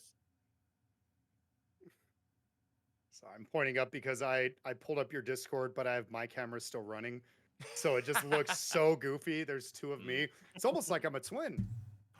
I see 3 of you on my screen. I have the OBS and then the display that you guys are seeing, and then the actual stream. Mm-hmm. I'm jealous. There we go. Should I Alright, say so now that- update cam for next game? I realized that I was getting the flickering bug. Like my screen was flickering like crazy, like halfway through that game. I don't know if you guys saw that, but I didn't see it. hopefully it was clear on. I didn't your say end. anything. Yeah, it didn't. My- It wasn't coming my- through the stream. My screen was aggressively flickering at me. And I was Oh like, no. God. Weird. But Do you know why? I don't know. I just restarted game and it's fixed now. So Oh, I okay. think we're all Okay. good. Okay. Do you guys want to see something cool while we wait for the Yeah. next game? Sure. Are you Well, we looking have at my to stream? do drafts again I'm too. looking. Oh, we're Or doing watch- drafts? Okay, okay. Yeah, I'll do that's what we drafts. draft. Well, They're I don't doing know the if it's next part going of on the right draft. now. I think they are because they're all in the draft room. Okay, okay. If you look at my screen, I'm gonna share it. One sec.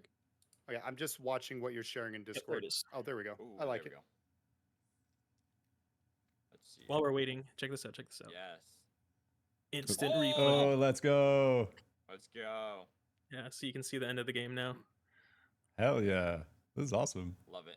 Love it. I commented, I had that set up for a long time to do with actually marble races of all things. And whatever I'd set up, it stopped working like 5 months ago. I'm like, oh, this would be perfect. It doesn't work. I'm like, oh, I just So need to reset it up OBS again. I don't know how new this is because it's the first time using OBS, but there's a pre-made script that you can use to set this all up, and you'll get it set up in like literally 2 minutes, not even like 1 minute. Damn. So we can talk about it later. Yeah, I was like, Yeah. you should send me that. That sounds dope. Kaya, Yeah, can you it's do so me a- easy. can you do me a favor and just like do a 10 count really quick? Oh, what? 1, 2, Kaya, Kaya. Oh. 3, 4, 5, 6, 7, 8, Yeah, you are really 9, quiet. 10. I can turn my gain back up again. I like adjusted some of my mic settings because I was getting pretty quiet the other day. Here, I Oh, put my gain up. Is You that need to a little be louder or close to your mic. I have you up max. Yeah, It I looks have like it- so does me too. everybody does. Yeah. Same here. So that's Dang, why I it's don't like, know. I don't know why it's been so bad recently. Here, I turned my gain up. That should help a little that is bit. better. That is better. Okay, cool. All right, so let's see how Excuse me, our sorry. picks are going to be for this one. Our drafts. I don't know if they've started yet or if they're.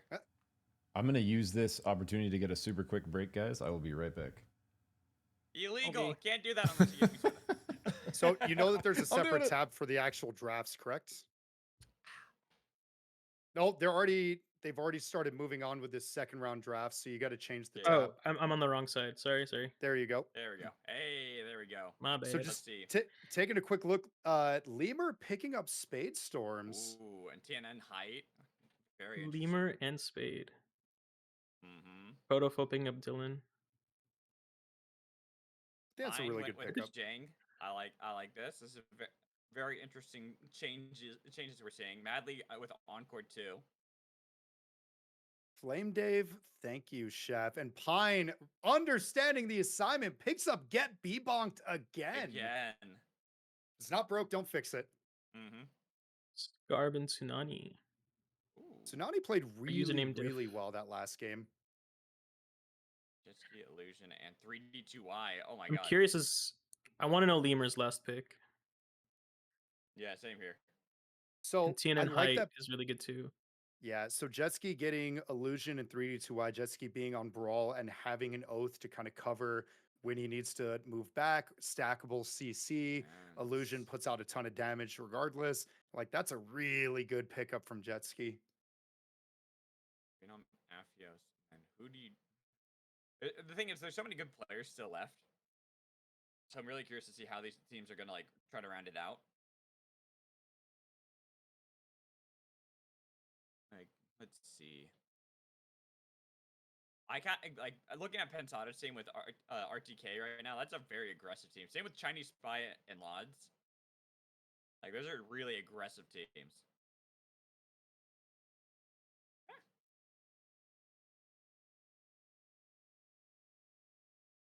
I'm oh, Glass picked up by Phenom's team. Ooh, looks like. Glass, yeah. Mhm. That's a good team. Yeah, that's gonna be a really aggressive team as well. All of those players have crazy hands.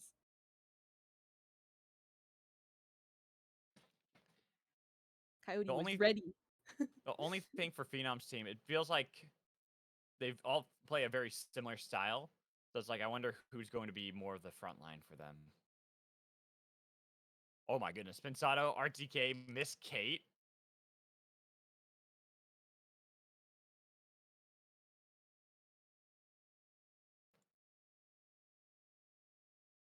I don't know if Twin meant to, but is Twin quiet? Oh, Like I deafened or muted myself and didn't realize it. ah, I hit it in my mic. I was looking at it, like I could see your mouth moving. I'm like, I don't hear him though. Whoops, my bad. That whole time I was talking, I'm like, man, they keep talking over me. Oh, it's me. No, so Pensado and Lemur both played different hunters, I think all 3 games. Pensado having a strong KP. He has a really good oath to help kind of cover Miss Kate's aggression that can go in. We saw Lemur pull out a few different hunters as well. So along with Spades and Wubby, who is Void one trick, like it should be that'll be a really interesting comp to see how it works out for them. It will. I'm definitely here for it. I think there's gonna be a lot of fun comps here. Like that, I really like the Pensado RTK Miss Kate comp. I want that one to do well, just because that is that's a very exciting comp, right? Like RTK, great assassin player. Probably not gonna play Jin, but still has the Shiv, still has other things you can play. Pensado on Kingpin, Miss Kate, Felix. That'll be a hype one to watch. RTK's been doing work on Jewel, so that's a lot of burst coming out of those two and a lot of just oppression if you don't watch your feet. Sorry, what was that? I was just gonna say, like, who do you guys think is the most dangerous team? Dude, this Krillo Flame Dave, thank you, Chef team's looking scary. Now that one and the Pine Jang Bebunked team. Yeah. I think I that's a agree. very good team too. I actually also really TNN Height and Mirror Visual is a crazy team. That as one's a well. pretty wild one too. I was gonna say Dylan. I was talking with Dylan last night. He said whatever team's Height on, you just look out for that one. Well, it's like you got Mary Vigil, who's an absolute godlike myth. You got just Height on the team, and TNN, who's really good at just playing supportive style or frontline, whatever they really need. So that's gonna be a really good comp too. TNN's Eva with Height to keep Height just in the fight. That's terrifying. And then just Mirror Vigil in the back line, Mirror Vigil just pelting people with arrows the whole time. Or if they decide to go Celeste, also a lot of damage there, or a lot of like just poking and prodding. And oh man, that's a nasty team comp. So what about Height's teammate in Pine here, potentially Draft Master, as they are back-to-back wins for game 1 and 2, getting close in game 3, and they got B-bonked again. Yeah, I know that one's gonna be wild. That's why I'm saying that's a really good team. Jang's also a really good myth. I was just talking about Mirror Vigil. Jang also a really good myth. So it's like you got a really stacked roster right there. Ghost Milan saying the Phenom team looking pretty good too. Yeah, honestly, you could make a good argument for anyone. True. Like very true. Every one of these teams, you could be like, I can see how they can win. Go ahead, guy. Am I okay to give Dylan the heads up that we're ready to go just whenever they're done shuffling the teams up? Yes. Yeah, go for it. Yeah. I gotta ask, what storm shift is it gonna be? Let me. The most important question for Mad Magical. Right now, it looks like it's still set to Twisters. Well, Twisters was last game, so I don't. Yeah, they'll change it. Yeah. It'll probably be changed. We'll keep an eye out. We'll keep an eye out. Just keep the bullet train alarm on alert. Get ready. Exactly. That's what I'm waiting for. It's like regardless, whatever game bullet train is, it's like, all right, lock it in. That's me. Dylan says that we'll have 2 more minutes for us to do our thing. So stretch water, any kind of break we need right now. Yep. Cool. I just did that, so I'm here. Here's my big bottle of water. We're gonna start at. Like Snarf just said, real calm. These guys are built different. As I'm just trying to make sure I get bullet train. That's everything. I'm just trying not to ask any of you for your autograph mid-match. I'm like, oh Bruh. my god, they're going in. It's huge. Seriously, Zick, can you sign my playing card if you got it mean the world? I need yours too, bro. We're gonna have a big trading of SIGs at the first Worlds coming up here. Uh-huh. Dude, Yeah, I was about to say we're gonna have like a big poster with like SUPERVIVE poster that has all our names on it. Let's go. That'll be Yes. fun. Zick, it'll go right Get next to all your the game box. players. It has all the Dude, devs. yes, I'll have my casters poster and my dev box, dev SIGs. Oh my god. That's That's cool. super nice. Any notes Snarf's on the the best. spectate cam, by the way, while we're here waiting for a second? I- Or am I okay. There is doing all right? I want to. There's one thing that you could try is if you're fine, but if you want to, you could use right click and it's like just smoother transition between movement, but it's not a big deal. Like it's fine. Instead So it's of up to you. WASD. It's kind of hard That to makes use it, sense. so I do it I do that whenever it's like a team fight going on and we're not doing rapid camera movement, but just like kind of graceful, subtle flowing with the fight. R&B is really nice for that. Okay, got it. So Understood. I was talking to Chad about this earlier. I want to redo my emotes and make them more SUPERVIVE themed. Like, and I will say, like, the open beta closing tomorrow and being down for a week is like the perfect opportunity for me to actually like be able to focus on that kind of thing.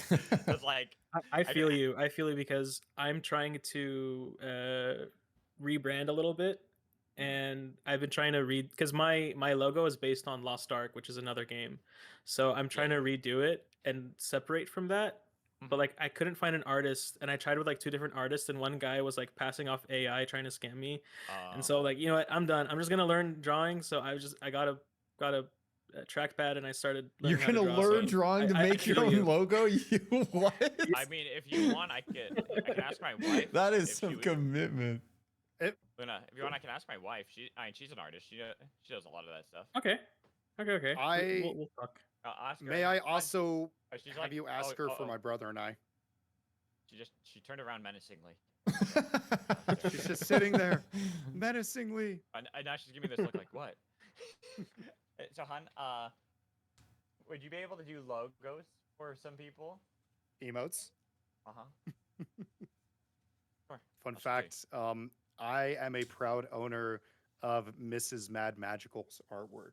Hey, so am buy one. I, bro. Let's Hell yeah, let's go. I got the oranges. It's just taking a second though. Yeah, I scooped a couple Miss for holiday Magical? gifts not too long ago. I love that. We're just talking about how 2 of us are proud owners of your wife's artwork. No, they're just talking about how a couple of them have bought your art. Already. Mhm. All right. Looks like we're gonna be starting in 10 seconds. Wait. here. What's Let's the see storm what the- shift? What's the storm Let's- shift? Bullet chain. Ah, okay. It's me and Okay, Kaya. it's I- Mad me and Magical Kaya. Wait, Tag, you- you're it. So that's what theirs looks like now, but I- they want to have a new style to be to like be differentiated from that. I know. I think Luna, the if you have, dog like, wants to cast. Yeah, I know. Duffy definitely wants to cast. If you have like specifications on the logo that you want, just like So- type it up and send it to me, and I can ask my wife. Okay, Mine we'll would talk actually about be it. emotes that I need, so I don't know if she does emotes. If not, it's fine. All right, Hun, would you be willing to do like commissions for like emotes and stuff too? Quinn can both the camera and the casting of the. Yeah, she said she's open. Cool. I'll DM you. Yeah. You'll be fine, Kaya. I Everyone, believe. Kavjan's locking in You believe Eva. in me? Okay. When would you guys Okay. want all this? Is the question. She just turned around again menacingly. I'll DM you after the matches in the stream. Okay. Okay. They'll send me after this stuff, Hun.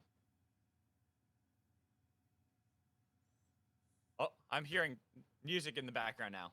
Yeah, I Is just this the remembered to turn 1.0 on leaked music? What is this? No. I'm jamming to the music now. Wait, why can't I hear it? I'm jealous. It I hear was in, music. It was in. If you're Lee's watching my stream, you'll hear it. I'm watching So- your stream. So Kaya, Mhm. are you comfortable with casting and observing at the same time? I will try my absolute best. You got it. Okay. Good I luck. believe. I believe in you. So it's gonna be I me and believe- Kaya. It's only Yeah, 13 Let's times harder. go. Let's go. I believe in you. So, it is Bullet Train. Not even arguably, definitely, definitively, and no other opinion is right on this. This is the best Storm Shift there ever has been. So we are getting into Bullet Train's Game 4. Teams have swapped up, and we were just talking about how hyped we are for a lot of these teams. So Kaya, I want your opinion. What are the teams you are looking at as the top dogs going into Game 4? Well, so far, I'm really, really, really excited for Phenom's team with Aphios and Cage Glass. All of those players are extremely, extremely great mechanics, like super good micro players. Also, in Jet Ski, Illusion, and 3D2Y, you see all of these players pop off and have really great individual performances a lot of the time as well. I would also say thank you, Chef Flame Dave and Krillo, like we were talking about earlier. All of these players are also very, very strong. And we have Pine and Protofo and Jang all on the same team as well. I feel like this is the problem with these draft things is we can go through every team and be like, I like that team. I like that team. I like that team. I like all that of team. these teams are so good. It's like, love all the SUPERVIVE players. And I know Zick did this earlier. I'm going to do it really quick as we're getting ready for a really early fight, but I love this community. SUPERVIVE is the best community I've ever been a part of, and I was part of League of Legends since 2010. This easily trumps that by 1,000 times. This is just such a great community, and I'm so happy to be able to do casts like this with everybody for these teams, for these players, to bring some hype moments to them, and then get us ready for 1.0 as now we are up in the Dawn Caps, and we're already seeing a little bit of early action. Double M, Triple M fighting out as it's going to be the gold armor for Coyote, allowing them to get back. The Sunburst onto Illusion, but missing the next auto attack, was able to get away. 3D2Y defending the team as Double End thwart the engage for Triple M for now. Yeah, and Triple M looking really strong here as they managed to pick up these 2 gold armors, it looks like, in Dawn Caps, and they're just gonna make sure they're forcing NN out of here. We got N versus M. The alphabet is on full display right now. It's M and M and M, right? Because True. you just put you can perfectly separate it that way. Just like Eminem, the Bebo player. Yes, exactly. Unfortunately, not having them in this game, but it's okay. We got enough Bebo players with Get Bebonked and Protofo playing, and looking at how everyone. Yeah, because if you have too many, then it's not as hype, right? True, it's like you want to be able to bring up the hype for them, so it's like give them their moments. And speaking of giving them their moments, we see here in Mage Bog, DEI kind of separated. Dylan was in Academy trying to contest against 69. We're taking farm inside of Academy, going to be getting rid of Dylan from that school, not allowing him to get any books. Ooh, and getting a gold key. There it is. Nice for Pine. Looks like down here as well, we got a skirmish breaking out. Oh, username diff goes down.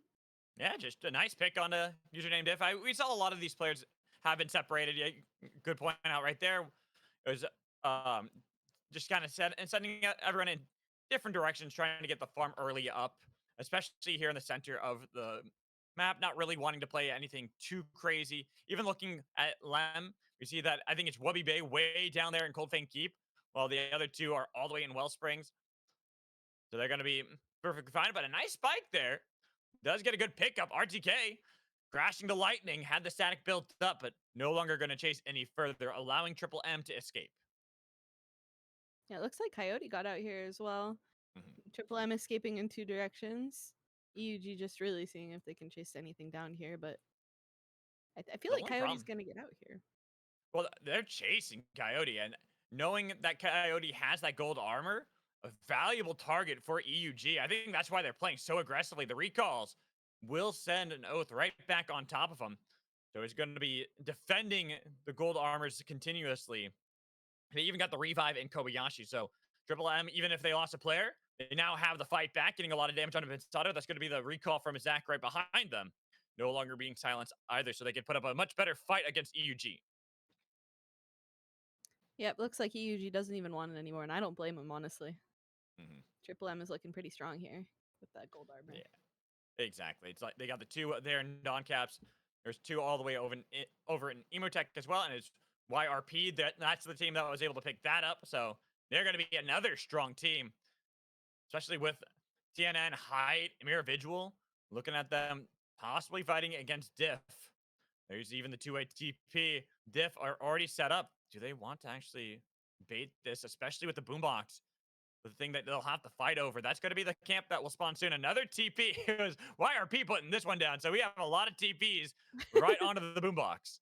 Who will TP the boss first? Oh, they pull it. Oh, pulled it. Actually, it's funny because that was CNN pulling that out with the Beacon. So now it is low, waiting for the nuke to be sent out. Who's going to secure it? There's no pulls anymore. But a Oh, pull, no. there it is. Taken away. MJ deny any other team from taking it. A nice pull from Phenom, just yoinking that camp. I didn't expect them to get it, but they were one of the teams that put a 2 ATP down on it. So Very nice. Very, very nice to see from them. Like heads up play and not even really having to fight over it. Just the simple pull. And you saw how all the other teams were kind of then afterwards realizing what just happened and they were not in a position to contest that and take that away from the team that had just stolen it. It's looking like this game so far, everybody is a lot more spread out than we've seen in the last 2 games. For the most part, like the map is like very evenly distributed right now. They're all fearing the bullet train, or they're trying to make me very happy, and they're all gonna fight on the bullet train, and we're gonna just have we're gonna have like 4 teams wiped out by bullet trains. That'd be the best thing to have happen ever. This would be the ideal circumstances. They miss you for the arena draft. They're trying to make you extra entertained today. I'm so sad I missed the arena draft still. My back was so messed up from that day. I don't know what I did, but it was so bad. I could not even get out of bed. I'm still so bummed about that. But it's okay because I'm better now. I'm here. Now.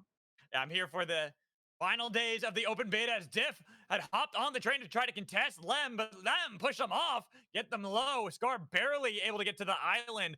Spade did not continue the chase while username Diff healing up and take the anomaly into Kobayashi's. And now it is daytime, but only for a little bit longer. It will be nighttime soon enough, and you might be able to get the revive, but can you battle your way out of this? Yeah, they're looking like they have a pretty severe level deficit from Lem as well. Looks like they're going to try to run out up here, but uh-oh. And Tsunani is the last one left there because they separated. Username Diff went the wrong direction, leaving the poor Eva who had just gotten revived to try to escape from so many pursuing teams. We even saw there was another team, UG, nearby, but didn't actually spot Tsunani. So Tsunani barely threading the needle to escape from danger. Yeah, hopefully he'll be able to get the recall off here, but it looks like username Diff ran into a team of his own here. Running into Triple M. I mean, when you go this far into the game and all 12 teams are still standing, yeah, you're gonna eventually run into people. Look at how crowded that is right now. There's so many squads and such a little room to run. It's getting a little bit dicey up here. Tsunani found his one little spot up there on that island. He's just waiting to find that recall window to one of his teammates. Looks like. I even look at username Diff, who was able to somehow get away too. Well, like right into Triple M, yet Triple M lost the trail and had to peel back elsewhere to look for anything else.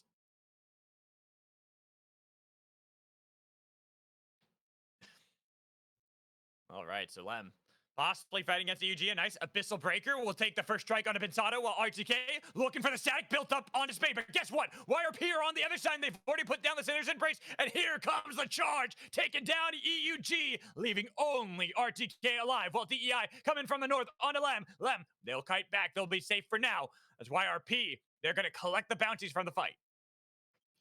Wow. Really, really clean third party there from YRP, managing to get themselves a very nice kill. And we hear a lot of the respawn beacons being used. So a lot of teams trying to get those revives inside of Kobayashi's, but there is a possibility that Spy could pull them in and actually take them into the core. But Lem barely getting away from the nuke that had been launched at them by YRP. They're still on the run. DEI are also in the vicinity. All the possibilities that these teams start to battle it out. We even see that Diff and Triple M about to run into each other as well. Yeah, we got a lot of teams around Koba here. It's a Koba party. Yes, it is. And we have 1, 2, 3 teams. Well, technically 2 teams and just Tsunani here inside of Kobayashi's with the chain connecting. Tries to get over towards the anomaly, but there is none this time around. Tsunani putting down the Sinner's Embrace, trying to make it so that no team can chase him, while EUG, still in Kobayashi's, can threaten Spy, while Lem on the outskirts, they've got themselves a TP, but guess what? Tsunani ran right into Mad as they want to take down Evo with a strike from Madly. taking the casualty for themselves, while Spy barely escaping. EUG still threatening to attack them. They've separated Spy for now. Lodge taking a little bit of damage. Same with Chinese Spy as they jump and pounce on Pensado. Lem now take the opportunity to engage, getting themselves into town because Madly were pushing in from the south, but they've got enough damage on the Spy, leaving only Chinese Spy trying to escape, but he is fall as Lemur was able to pick up the kill while Madly still slowly push into Kobayashi's. Wow, what a chaotic turn of events. It looks like up here there's a respawn beacon being stuck by EUG as well. Cheekily on the backside here while Lem and MJ are fighting it out down south. Oh, not MJ, sorry, it's Mad. They took the advantage of all the teams fighting, but even looking at Spy right now, only one player left all the way up there by that respawn beacon. Flo could be the savior for the team. 12 teams still alive. And looking at all these teams, there's so many possible fights. EUG putting down a laser as they almost had a fight, but we look south as well. 69 and MJ, they're about to battle. And then we go back up here because Lem and DEI staring one another down, but Wubby Bay not finding the angle just yet allows DEI to escape for now. Wow, Mad made it all the way from south of Kobayashi down here towards Magebog. It looks like they're looking at MJ now as well. I think it's just crazy that we are into day 4, about to get into night 4, and no team has fallen just yet. In fact, we even see that Flo has been able to get into Kobayashi during the daytime, try to get the revive off, but we go to Double N and YRP over in the Shards of Fate, fighting it out. Sinner's Embrace not going to connect on anybody, but Jessica has to get back over. Got enough damage with the Fuselage. Illusion taking down YRP, but it's going to be Height trying to go over the abyss, and DEI strike true to take down YRP, our first team eliminated. Wow, I'm surprised that YRP was the first team down. What the basket? What was that, Protofo? What a play there from the Bebo with the bungee shot out of nowhere, crashing into the cart wall. Oh, you love to see the bungee fast car on the Bebo. It's the jump scare of the century. That looked more like a bullet train than I've seen any bullet trains in this game so far, because that was quite the hit from Protofo. Oh, RTK has got that Abyss Specialist to get some schmidman, but looking a little bit in trouble here. Uh-oh. Ending the grappling hook, yep. An easy takedown. Miss Kate probably got She's the looking the call. other Like, way. yeah, like don't even engage. Just try to survive. Don't even play for it. But they are going to get spotted out eventually because they're in the bush. There it is. Spotting out Miss Kate, who puts down a little bit of the shield. But guess what? Lemur wants Miss Kate. The Fox takes flight trying to get away, but there is nowhere to go anymore, Miss Kate. EUG, our next team eliminated. Oh my goodness, even more action over here. Looks like. I mean, that's what happens when we are in endgame with 10 teams still. Like, True, it is that's true. crazy that we have 10 teams. Spy, it looks like that team was able to get most of their players back up, but then losing Flow for it. They've got a crown for Chinese Spy. They are running away. Mad on the hunt.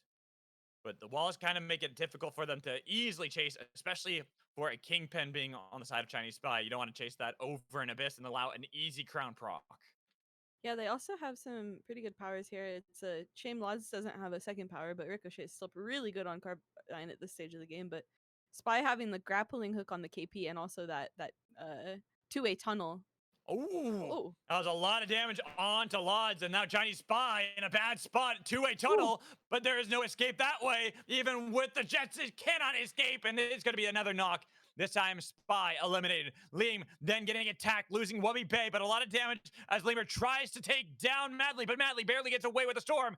Now in the middle of it all, Double N and Diff, they stare one another down, but it's going to be the fight between Lem and Mad with a lot of damage onto Lemur. He tries to spin dash back, but the second win to snipe down the kill as they've already been able to take out 2. Looking for the third, only 1 remaining, but it's going to be Double N down to the back line of Mad. Wall DEI come out of nowhere, might be able to defend, but Spade has to take the hover wing, trying to survive, getting the damage, might be able to take down Jetski, barely alive, but it's Mad, the team that falls next. Double N getting damage onto Spade, while Spade finally falls, make that a second team in the fight, and still in the middle of it all is Death, having only the 1 player, but now being able to regroup while MJ coming from the north, pushing back DEI, while Illusion has been able to escape back all the way to where Jetski is.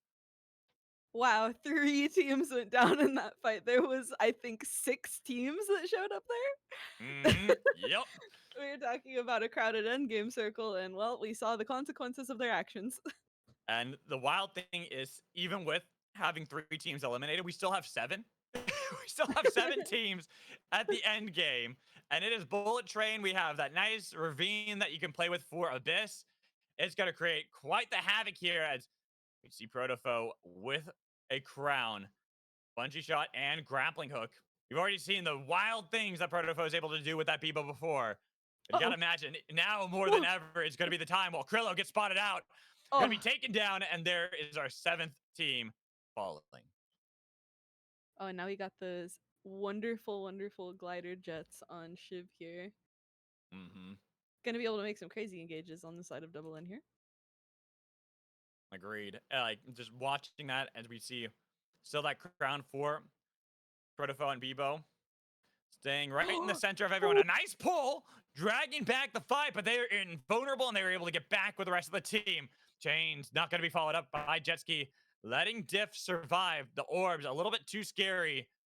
They didn't use the TP, but a nice tree combo with a pull, dragging back Tsunani. That's going to be the first casualty for Diff, but Diff are still alive. 2 up. Blinkstone for Brawl with the rings as well. Almost going right into the train there. Scar barely surviving, but still DEI were the team in the center, and they found it, bringing it back. Dylan into the fight, missing the pull, but they take the whisk. They couldn't stop that one and get themselves some points. Getting a little bit of damage onto DEI, but look at Double N, still looking for the fight against MJ, while Triple M on the outskirts of the circle so far. Oh my, we got 6 teams left, and 4 of them are all looking at each other right now. The train's ripping past. And there's even that 5th team that we see right down south. Diff still want to be a part of it. Could always join in. A nice pull. Again, it's Phenom this time taking down Illusion. And with Shiv gone, your assassin extraordinaire down. Double N need to find themselves a crown if they want to get back into this play. We see that Triple M still playing with their base camp and waiting for any team and waiting for the moment they are forced off of that island. Oh, it looks like Double N going for this respawn beacon over here. It's a pretty safe one, but Oh, the TP. The TP should be in time. Should be able to stop him. He's trying to stick onto it, but has to get off because MJ played too aggressively. We're able to get on top of him. 3D2Y going the wrong way. Username Diff is now going to get spotted out, and it's going to be the Sinner's Embrace over the Abyss, trying to dash back towards the rings. As Diff are barely alive, but here comes the ring, and there's the nuke on the other side as DEI crash another cart right onto 69. They try to pull out the Bebo, but get Bebunk says my cart is going to be better, but which one's got the better baseball bat? It's going to be Protofo winning. Well, username Diff in the middle is going to be a crown picked up by Double N, but they got to escape. Jetski has got to get the damage. They've got the chains connected. They've got a lot of damage, but it's the other way around. Username Diff bringing back in Diff while the fight on the 69. Jang into the storm. The train barely missing MJ, but they found the kills on his 69. A 2nd team eliminated in the fight. 4 will remain. DEI in a bad spot still, but it's going to be the Sinner's Embrace trying to drag them back in as they're all trying to play with the storm, missing the pull of the cart, going wide for Protofo. But here's Triple N finally joining in the fight while the boombox has been put down. They've even got themselves the jet pad trying to see if they can get into a better position, but Appios is down. Low health bars onto DEI. Double snipe from the 2nd win. Taken down to Azrath, the last one for DEI, using the rings to get away while the crown for Phenom still keeping them alive. MJ, got to be careful on how they play this against Triple M. Oh my goodness, this is the end game of crowns. We've already seen 3 go off this game. Can we see a 4th? Possibly, especially Phenom here. Having a crown, having a 2-way TP. Diff up in the north. In the east is going to be Triple M as Azrath does get spotted out, forced to go back, but does not have a crown of their own in spite as DEI, our 4th place team. MJ's in a very interesting position here. I'm wondering where this 2-way TP is, where they've got it set up going. Probably Maybe it's a trap TP to the storm. could be. Try to bait in the teams, try to fight them that way, maybe even get a pull. Now Sinner's Embrace has locked them down, and it's only Phenom with that crown a minute on the clock. Coyote holding on to the tracks. The pull! Do they get the slam? No! It's going to be a nice Blinkstone away. Username Diff staying alive. That's where the TP is. Can go right on top of him. Tries to go for the fight with the slug wave onto Tsunani. They've got damage, but he's still alive. The pushback. Who gets it? Bobo stealing it away with the pushback into the storm. Phenom down. MJ are out of there. And just Diff versus Triple M. Wow, really masterclass from Triple M. They've been playing so patiently this whole time and just going in for those third parties, and you can see it's paying them in spades. They've got triple gold armors, double soul. But it's still going to be a fight from Diff nonetheless. They've got to fight their way out of this one. They've already lost one player. The train going wide. It's just username Diff alive with double glider jets for Coyote. Having the gold, having the souls. It's just a blink stone brawl with no crown. But the glory has to be there for username Diff, putting down the chains as they follow up with the second win and no health left as Triple M will take game 4. Wow, really, really good work from Triple M. They just played the end game super well there. They played so patiently, and oh, there we go. Finally, we get some train casualties. That doesn't count though. Boo. Boo. I know I don't think there was a single train casualty this game. To No, what, there was trains? almost one. There was almost one, but not quite. Very disappointing. All right. We have to so- run it back with trains. It's the only option, right? I Yep, agree. I agree. I I concur. agree. Every single game should always be trains. Just So- you know. I just want to give two different people, well, three actually, all of that team right there, give them their credit. But Pamu denying Phenom the crown by securing the kill and then pushing Phenom into the storm, then keeping everybody else locked into the storm. So it was just like a very slow, methodical dissection of that other team, holding Tsunani with the shield and just playing great. Zach H, beautiful, beautiful ult earlier on to just keep them alive in the fight, finish everybody else off. And Coyote, who doesn't actually play scrims, just plays a ton of arena Mhm. and ranked, just coming in clutch. I loved it. Agreed. Looked really good from them. Like Triple M. This is kind of what we were saying. It's like any of these teams, you can make an argument for being the one that can win, and right there is a good example. We didn't talk too much about Triple M, yet they pick up the win. They're a really solid team right there, and they were able to honestly just play cleanly throughout the game. Like they had really heads-up macro plays. You could see how they're always positioning. They had a lot of early fights, but very rarely were they punished. They got the double golds from, I think, Dawn Caps at the very beginning of the game. They beat Double N at that fight that we are talking about right out of the gates that set them up so they can constantly just beat any team that came close to them. And it looks Just like in we prep are for this bombing. because, sorry, we have 2 games left. Kaya, I know you're wearing a lot of hats, but would you like to cast this one with me and then we can end the Yeah. night with Magical and Zik? Yeah, that sounds great. Yay! I've been working on my play-by-play. Shout outs to you for that, actually. Wow, I know your play-by-play is actually really, really great, Twin. I think you don't give yourself enough credit. Agreed. Baby Yep. steps. Baby Yep, yep. steps! No, I agree with Kaya on that one. Twin, sometimes you sell yourself short. You are a really, really good caster. Don't Thank you, buddy. sell yourself short. You are amazing. For sure. 100%. And Love you Luna, those guys. are sick instant replays, bro. I really like the Thank so you. I looked away for like a split second when the Protofo Bungie thing happened, and I was like, no, I missed it. And then I looked back and there was instant replay. I was like, yes. You can watch it again right now. Dude, I love the gonna be bungee tonk. So actually, my buddy Flo, who hangs out with Protofo sometimes, was telling me about, dude, so that Mach speed, you can put a fan behind that. So Protofo will sometimes fan, then bungee the tonk, and it goes even faster than that. Yeah, it's I don't know, the bungee and the fan for the tonk. That's just so many buttons to click. I love that kind of tech though. Protofo, all about the Bebo tech. He's Minecraft and Bebo tech. That's everything in Protofo's brain. Oh, and best part Evo's- in A at some point. True. Evo's just play a different game, I swear. Like it's a different game that they play. They have all this tech and it's like a different mindset. Their skills are way different. It's I don't know. I tried playing Bebo. I love him, but I can't get to. He's that a level of very, creativity very right unique now. character. His kit, like, you know, Yeah. as someone who's kind of like studied all the characters, like make guides and stuff, his feels exceptionally different than anyone by quite a bit. And like, I even think to the point that I even think the best Bebos play him differently. It looks like we have a little bit of action here, and good luck. I wonder if these teams are going to end up contesting each other here. Oh, Oh, didn't quite get the steal on Lem's side. Time to go back to Kaya's stream so I can actually hear the game. Quick No, you're all pickup good. from Lee or from Team Lem onto two members of Hat, who's actually been one of the stronger teams all day. But Lem stepping up. Maybe this is their game to prove that they deserve to be in the running and win a game.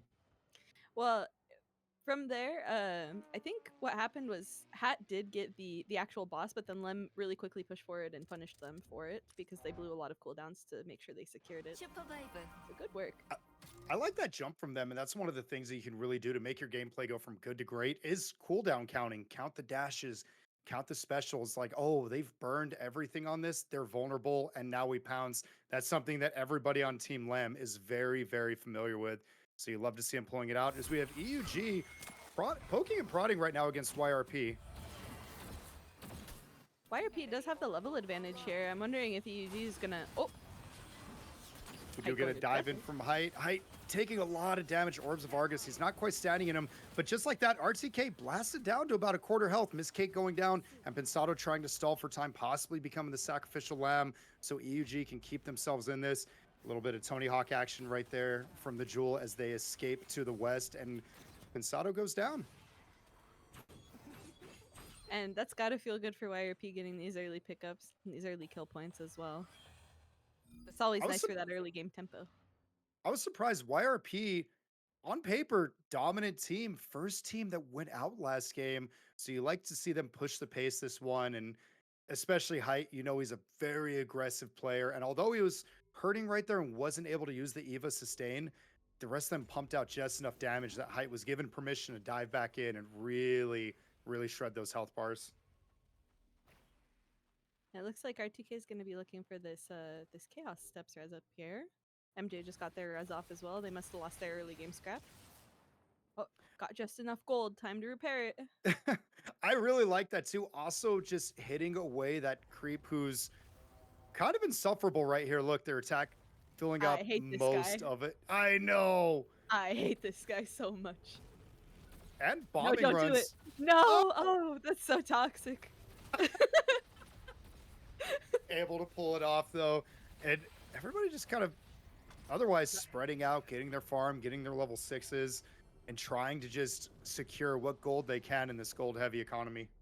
An enemy oracle is scanning. It looks like so far we're actually gonna have like a lot of congestion over here on the left side of the map. It looks like MJ is trying to get their way into the circle. I'm surprised they didn't run into 69 there on their way in, but it looks like they might run into either NN or Spy here. Yeah, you're right. Hat actually getting race throw all to themselves, team in the academy. Mage Bog not really touched. Everybody just going southwest.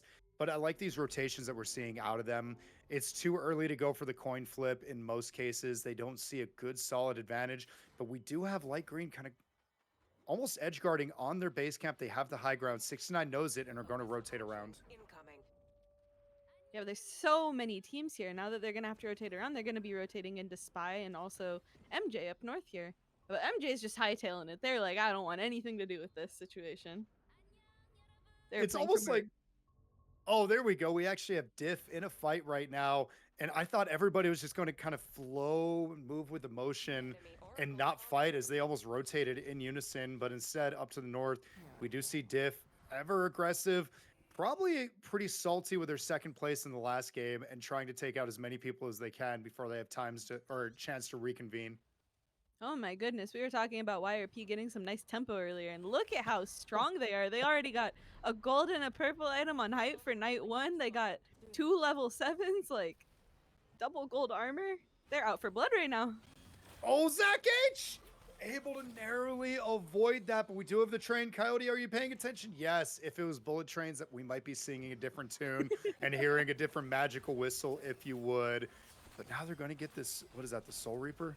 Or sorry, yeah, Yeah, I think Soul Stealer. Soul Stealer. Yeah, I was like Endless Reaper is what I was trying to Something think like of, but that. instead I combined the two. It's one of Oh, those. One but- of those two. Diff, not quite as strong, but still trying to contest, maybe get themselves an item. And it looks like, Storm tightening. no, they just wanted to get their level 7s, YRP did, but didn't quite want the equipment. Yeah, and for a lot of times, like with those night bosses, sometimes they have like weapons that maybe don't matter so much, or sometimes powers that aren't that impactful. But the biggest thing that is so impactful about them is the 6,000 gold for your team, and then also the massive amount of XP that you get. It's just such a nice advantage early game. Yeah, able to secure, although 2 of them already had level 7, getting that third level 7 on the board, yes. But more importantly, as you pointed out, that 6,000 gold. I almost sound like a game show host right now because it is just that life-changing for a team who's already snowballing so heavily. Yeah, they are finding themselves in a very, very good early game position here. But the beautiful thing about SUPERVIVE is you never know what can happen. They've got their level 8s. They're looking really strong. They're wanting to aggress against 69, who's able to get B-bonked up. Doesn't have his 7 right now. 2 tonk out. Has to bat away, swat away TNN, and gets dunked on by Height. And now Jang desperately running away, gets caught out. We have a third party from EUG on the scene and a fourth party from Mad. Height, ever the aggressor, but getting pushed away right there, having to back up. Pensado diving in, pushes a shield, and just a little bit of posturing out of both these teams. A little bit of like chin music, punch on the shoulder. Do we really want this? I don't know. It looks like TNN also managed to get one of those 3-star evolutions. I'm kind of curious to see which one it is. Oh, it looks like he got Mana Soul Stealer. So Soul Stealer What a is roll. a item evolution one. I think you were right. That one was Endless Reaper, the one that was on the night camp. And Mana Soul Stealer is such a nice roll for him. So that's just, again, the rich getting richer. Get B-bonked, again back up, having to swat away. Beautiful Ice Zeep comes out to slow Madly down on the tracks. Takes the portal, and Immense, not knowing what's on the other side, choosing just to spray into it. See if maybe they can get a lucky pot shot on him. Oh my goodness, what is going on down here? Spy's going aggressive. Spy tends to do that, but Hat as well, equally aggressive, while Illusion desperately trying to run away. We do have Red Team opening a red chest in the north. Thank you, Chef comes in. Abyssal Breaker goes just a little short. Flame Dave dives in and gets just punched back into nothing. Third party on the scene. RTK dropping Chinese Spy and Flow both in a 2-for-1 combo. You are welcome. And Pasasas Lods, last remaining Krillo, focusing on them, while the remainder of Hat just push away EUG, saying stay in your lane. But unfortunately for the 1v1 with Krillo, not able to keep up as they take the wind rings to the east. Warning. Storm Wow, and that was just absolutely crazy from RTK. Spy went super, super aggressive. They found themselves sandwiched in between Hat and EUG. And I don't know if you saw RTK, like, while Spy was looking at Hat, got like an insane double scoop with his Q on Jewel there. Oh, I missed that. And RTK just insane. And I love seeing like Jules, when she got nerfed, they tended to like pocket her for a bit. And now we're seeing more and more Jewel action, which honestly I'm a fan of. I know, I'm also a fan. I think Jewel is extremely exciting to watch. She's definitely extremely hard to make work like effectively, but if you have good mechanics and good hands, then she can do some crazy stuff, make some crazy plays happen. All that burst damage in just one package right there. And speaking of burst damage from Jewel, Flame Dave diving in, doing half the health on Shrikle Jordan, ults out, procs the passive, and just deletes the health bar of Pine.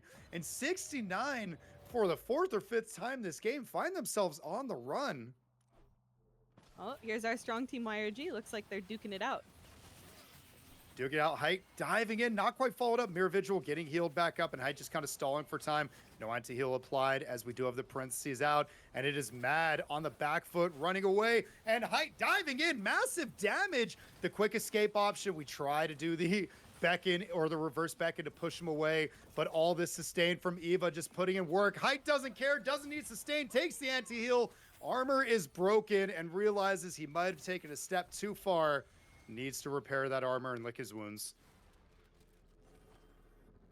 But YRP is still looking like they're in a really good position. They're running a little bit low on gold now after taking that fight and having to tap that gold armor, which, as we all know, is pretty expensive. But they have good positioning here for these day camps. 500 a tick, and yeah, looks like we have a fight in the fragile frag aisle. We do have Protofo having to tonk his way to victory, narrowly avoiding the Wubby Bay ult, and that's a huge stun onto Flame Dave. Spadestorm's able to get the drop there. The third party from YRP looking to collect gold, courtesy of our gray team. But the damage that's coming out in reverse, DEI coming in from the south, trying to just poke and prod, see what's going on, maybe proc that crown. And no, Protofo reclaiming the island they once held before they were assaulted. YRP barely managed to get out there by the skin of their teeth, and it looks like they're probably not going to have enough armor, or sorry, money to actually tap that armor for height until they get a couple camps here. And that's that kind of like interesting spot. Do you save money to repair it, or do you just hopefully pick up a green or a blue off somebody else and settle for the fact that you're 5 or 10% less DR or damage reduction, but it's better than 0? Uh-oh. Big Crazy. fight going on. We do have a bombing run coming in against 69, who again, hyper poverty. Chinese spy tries to get the grab. It goes just a little short as Lod's caught out by both MJ and EUG. EUG turning their sights onto MJ.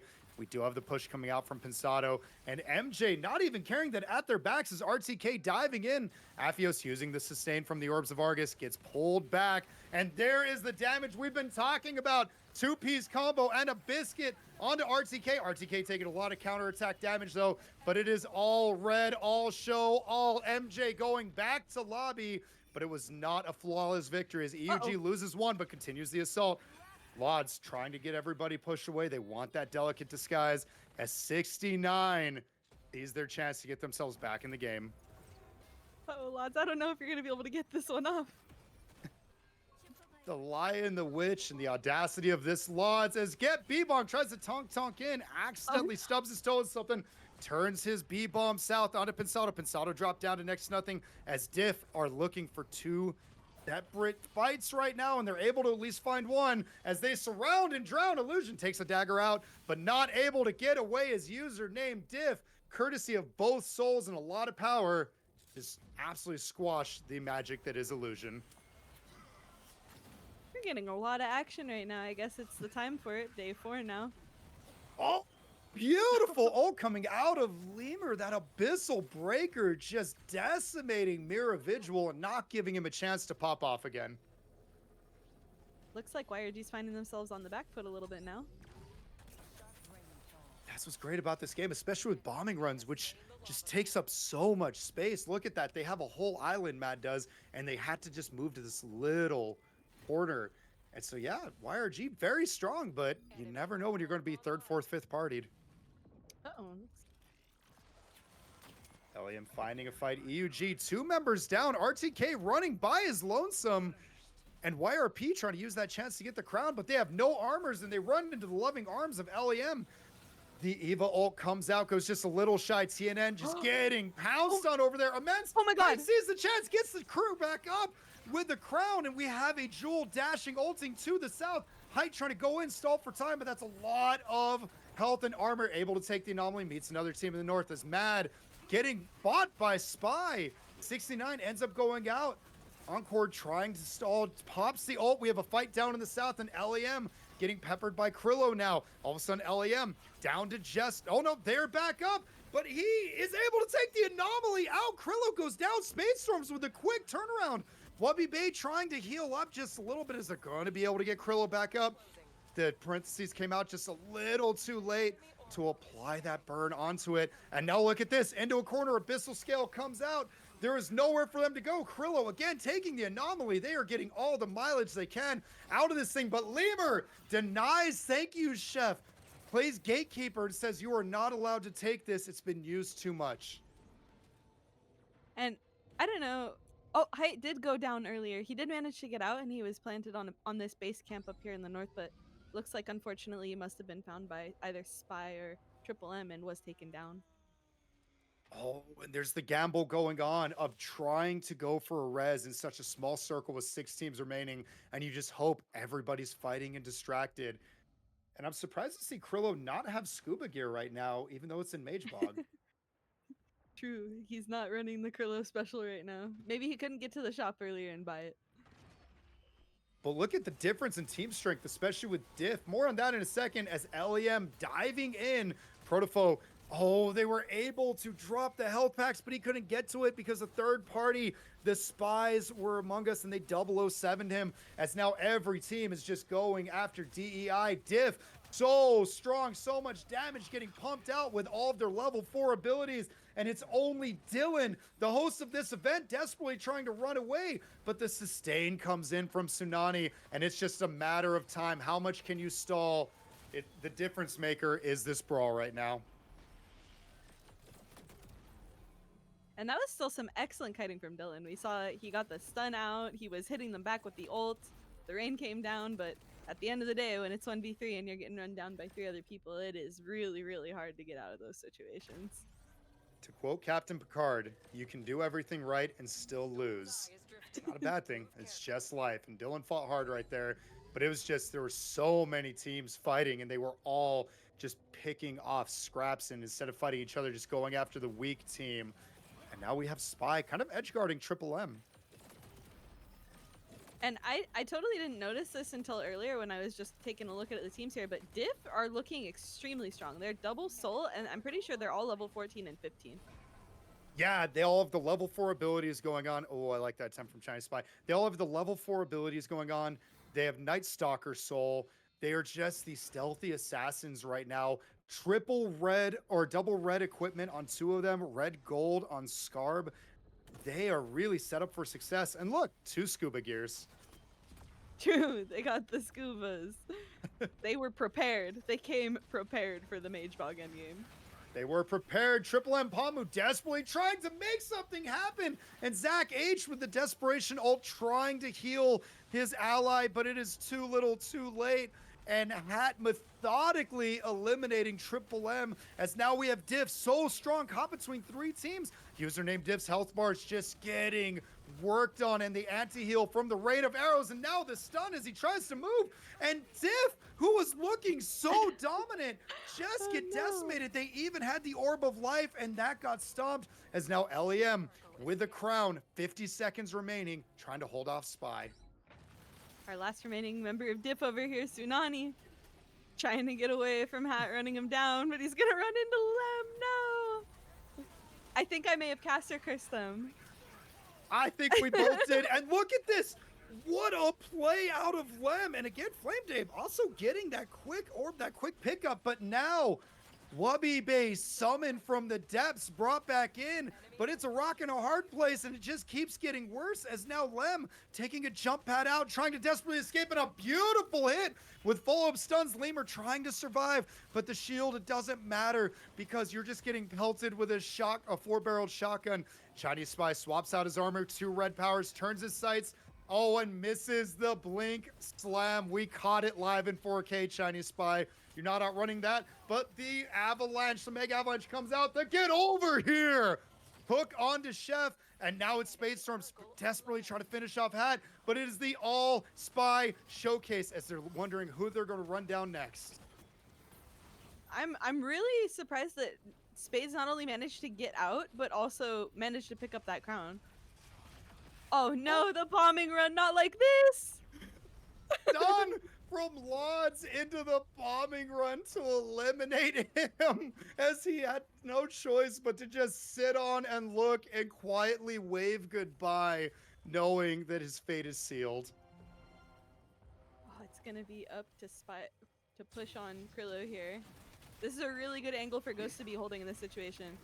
Look at the hook that he was able to pull off right there. And now you're trying to run, but Flo chases you down, says, I don't need the damage. I have all the DPS I need. As Hat, Spy secures the win over Hat with methodical, precise, beautiful play. Really, really good gameplay out of all There's these teams. so many moments there where it's like Height getting away with like a probably double-digit health. I'm like, oh, he made it out. And then you see on the kill feed like 30 seconds later, he got killed. And you're like, ah. And then right there, it's like, I understand too the play from Krillo, trying to stick the respawn beacon. They had the double soul that they were able to get from Diff earlier. And they also had the crown. So they're hoping one of them worked, but it was just, you're facing off against a fully sacked squad at that point, and you have no way to really get out of there. Oh my God. Go on. What happened? Snarf. Ah, Snarf, she's great. She just donated $100. Oh my goodness. Holy Snarf. Let's go, Holy Snarf moly, skis. Snarf. She is the hero we don't deserve. Snarf the goat. Holy. We love Snarfskis. We do love Snarf skis.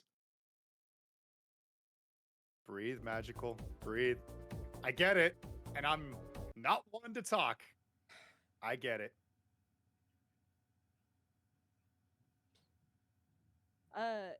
I'm okay to give Dylan the go ahead to just go whenever they're ready, right? I would Yeah, go say, ahead. yeah. All right, cool. We love you, Snarf. We love you, magical. Thank you, Snarf. I Two really wonderful appreciate people. that. All right, SUPERVIVE Mad community's Magical. goated. Seriously, that. God, I love this community. Snarf, We get a that does W mean a lot. SUPERVIVE. Yeah. Thank you. I really appreciate it. And it's like I want this, this game to do so well because I love the community. I love casting it. Just like, not gonna lie, this last couple of years has been tough. Like, I've been working hard, so. Well, we love you, Magical. We love You're you, our W. magical, so much, bro. Nothing W but love, magical. buddy.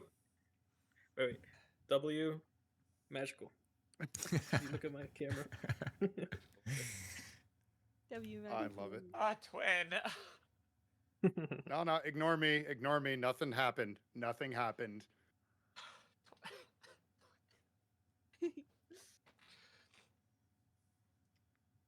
I'm so happy to be here with all you guys. You guys are great. Oh, this is just my heart is just it's just I love seeing the love. Everyone is so supportive of each other in this community. It's literally so I played sports my whole life, right? I've been part of many teams. I've also played video games my whole life.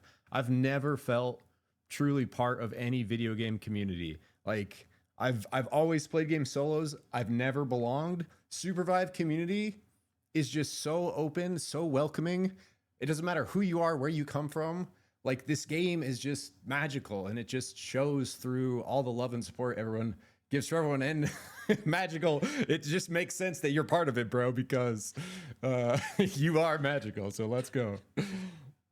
You guys are all wonderful. Like seriously, this game, this community has been like one of the greatest things to have happened to me. Like, I'm just so happy to be a part of it. Like, to do what I can to like bring games to everyone, to bring hype. So I appreciate everyone out there. Like Twin, just with the how many gifted subs was that? 11. And you've already gifted 10 before too. Time to lock in, my guy. You got one right. more in you tonight. You've got this. Hey, we love you, magical. You deserve it just so much. Like, you're the best. Thank you guys. You guys are all awesome. Love you, buddy. So let's lock in. Like Let's Twin lock said, in, let's get baby. into this. You got this this. game. We got this. It is game 6 of our draft scrims. I think we're having one more day tomorrow too, right? Yes, We sir. have more. Yes. So it's not the end.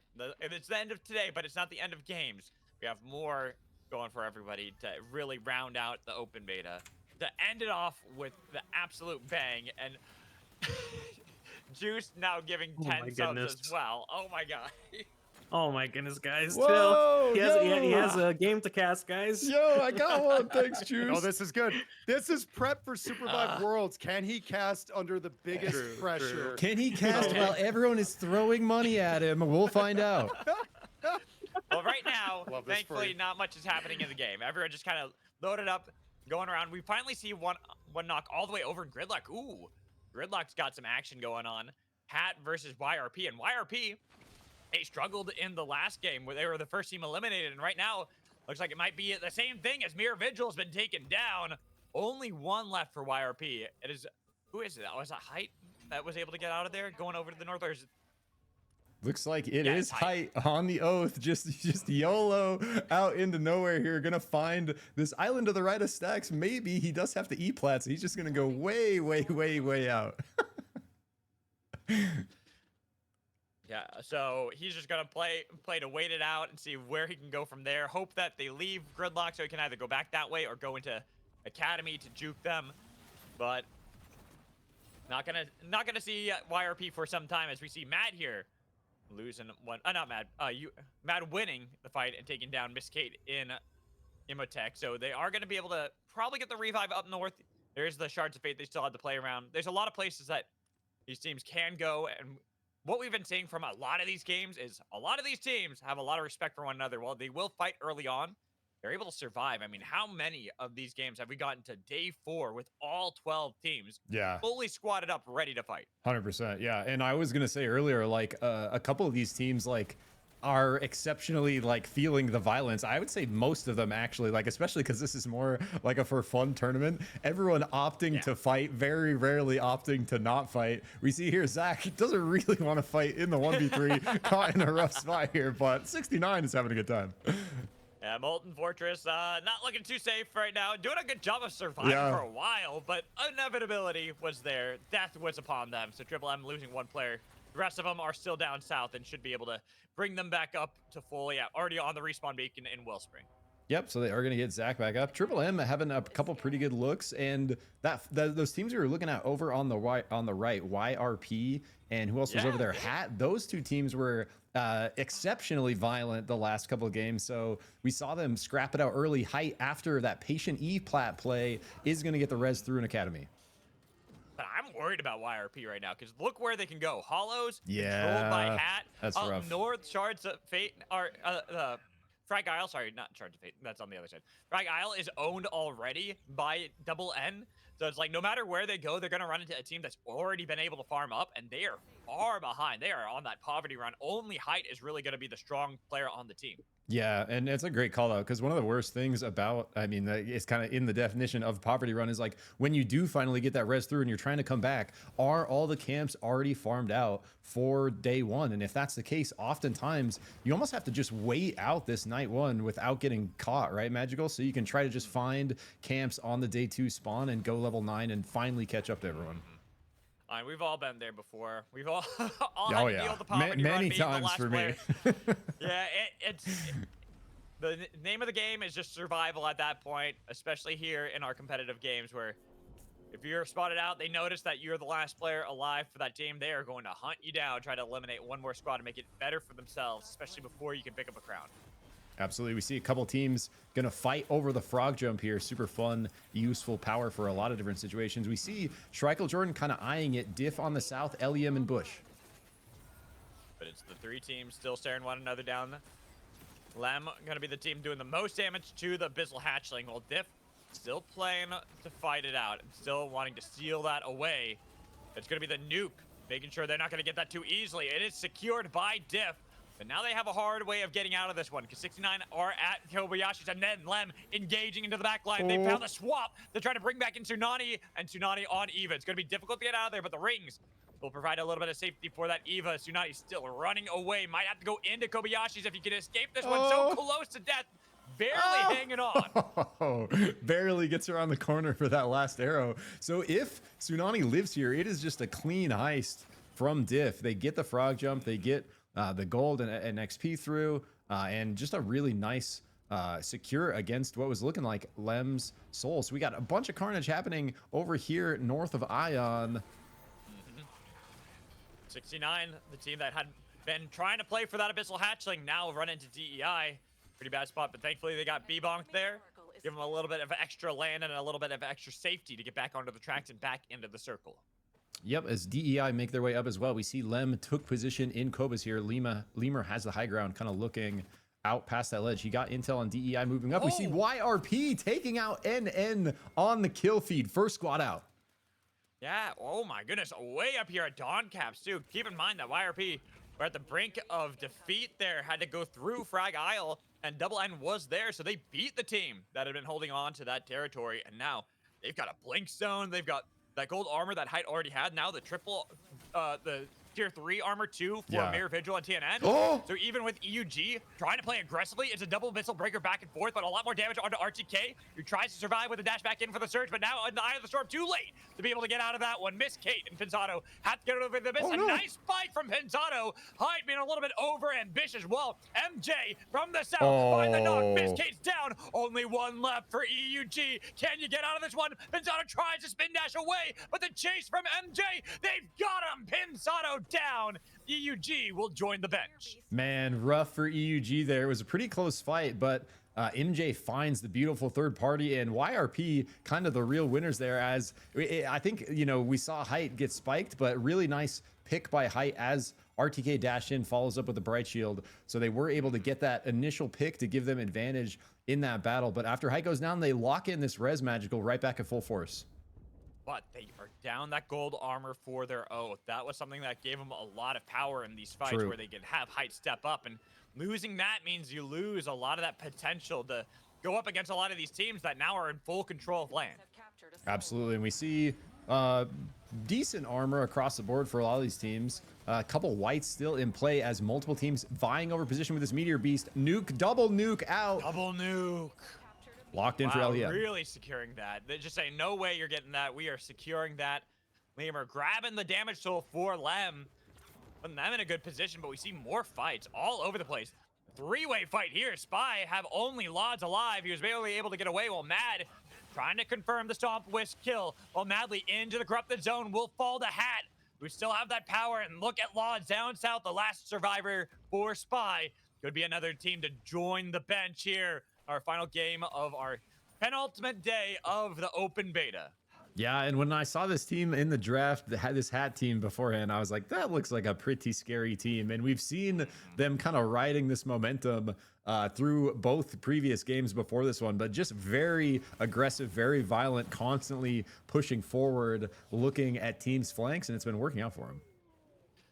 It's still 10 teams alive right now. So oh yeah, a lot of potential. And it's sure it's only night 3. We've seen we were just talking about how most of these games have gone all the way to day 4 with all 12 teams, but there's so little land, there's so little real estate with these circles that even here on night 3 going into day 4, it feels like we're in an end game already because there's no place that teams can reliably go to, especially if they're down a player like Encore right there, forced over the abyss and a long way away while Hat fight over this sliver of land against MJ. And like right as you say that too, Lods, the only other member left for the other team, goes north as well. Everyone getting pushed off of their tiny bit of land. It's just gonna be Encore left, and he's gonna get caught out by Hat. Matt is out. And it looks like Lods might be doing the same thing Encore just did and go right through the corrupted zone to try to get onto land. But DEI and Hat are already there, staring one another down, throwing down B-bombs left and right, but neither of them engaging. Just trying to take the pock shots at one another and see if they're going to engage. It's going to be Hat finally pulling the trigger, being aggressive. They had Dylan split away, but Dylan was able to kite back with the rest of DEI and stay alive. Yeah, nice escape there from Dylan. Gets out of the Abyssal Breaker. So Hat, little reset back to fire here. Do have that Vive Soul on their side. So unlimited healing, unlimited resets for the side of Hat. Going to actually very much favor their playstyle as we see Lods looking for that cheeky res on the south. Going to have to call it off, it looks like, based on that storm damage. There's the storm and corrupted damage that he was going to take at the same time. So no matter what you do, you're kind of screwed. So he's hoping that he can stay on that respawn beacon, but he's going to get chased away because we see Hat on the mini-map was already playing down south. So another attempt to try to survive as Wubby Bay was able to get a nice singularity land onto glass, but they're going to be the trade back 1 for 1. Them in a bad spot. Two-way tunnel trying to separate the fight, but Phenom now in a position pulling back the Wisp, making sure they can convert the kill while they've sent out the nuke, and Lem in a bad spot. They've got to ditch that spot they once held as Lemur throwing a hammer, the last one for Lem. Lemur tries to survive, but no heroics today. Back and forth and almost taken down. One sliver of health left. Lemur has gotten to land, but username on the hunt to take out Lemur. Just a split second late on that Abyssal Breaker, and username Diff is able to lock that one. Well fought from Lem. They get caught by the third party. Another fight breaking out of this beacon. Stopping another respawn. Hat not letting any teams be fully formed outside of themselves as Triple M have to go back over the abyss again. While we look at these teams and how they're positioning, we hear more of the respawn beacon. So many teams are down a player. Yeah, so MJ, after that fight we just saw, looking to recover their third member here. It looks like they are going to have the space to pull this one off, and they really forced Lem into that rough spot where they get third party by Diff and taken out. So MJ, the real victors of that last engage. Yeah, looking pretty good, and same with Hat over here. Another team that's looking really strong compared to the rest of the lobby. You talked about the 5 still, but the golds, they got Abyss Specialist for Flame Dab on Jewel. Scary. One of the strongest things you have. Yeah, they have anti-mobility fields as well. Hat are looking really scary. Absolutely. And MJ not looking too bad themselves up north, having secured that rewind and the two-way tunnel on the side of Phenom. Those are some scary powers in the hands of Kingpin. We also have Scale on a Fios. We got Air Blast on Glass, so nice setup for MJ as well. As over the Abyss, 69 fighting against YRP. There was just one taken down as MJ. They're now going to venture over the Abyss. This is a cross-country storm, yet we have so much Abyss still at play. It's kind of wild seeing how teams are going to have to move in and get themselves to safety. Yeah, and some of these teams that committed early to the Abyss strat we see right here on the map are having to call it off a little bit, seeing this next shift. We see Lod still alive somehow in the bush, made his way all the way over here, pushed off of multiple reses, but keeping Spy in the game. So many rat plays today. It's been kind of crazy how much we've been seeing, as we are seeing teams now get forced in by the cross-country storm. Pick up crown there for Height, but Height in a bad spot with the Abyss Specialist on the other side, playing with altitude, hoping to survive, but this storm starting to hail down damage on a Height, barely gets into his position, has gotten himself that platform and then the base camp, so I'll have a little bit of vision, but that's a long time still to play with. Yeah, and look at how many people are looking at Height here. Lods is hanging out too. Not just 3 full teams, but also Lods waiting around for a crown kill opportunity. Here's Height. Krillo taken down, and guess what?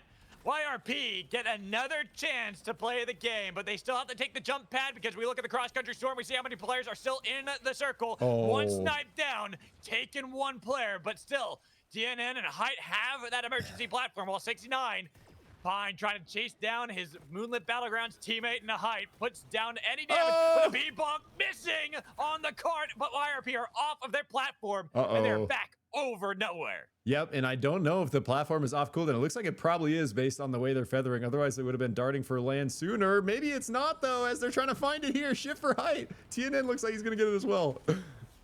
Could see another crown, though, as this time, thank you, Chef, holding on to that. We look down south, Lods, who doesn't know what to do exactly. He's kind of like, wait a minute, nobody paid attention to me. They chased on a Phenom so much now he's picked up a crown. Still alive? And we have 2 crowns right now active.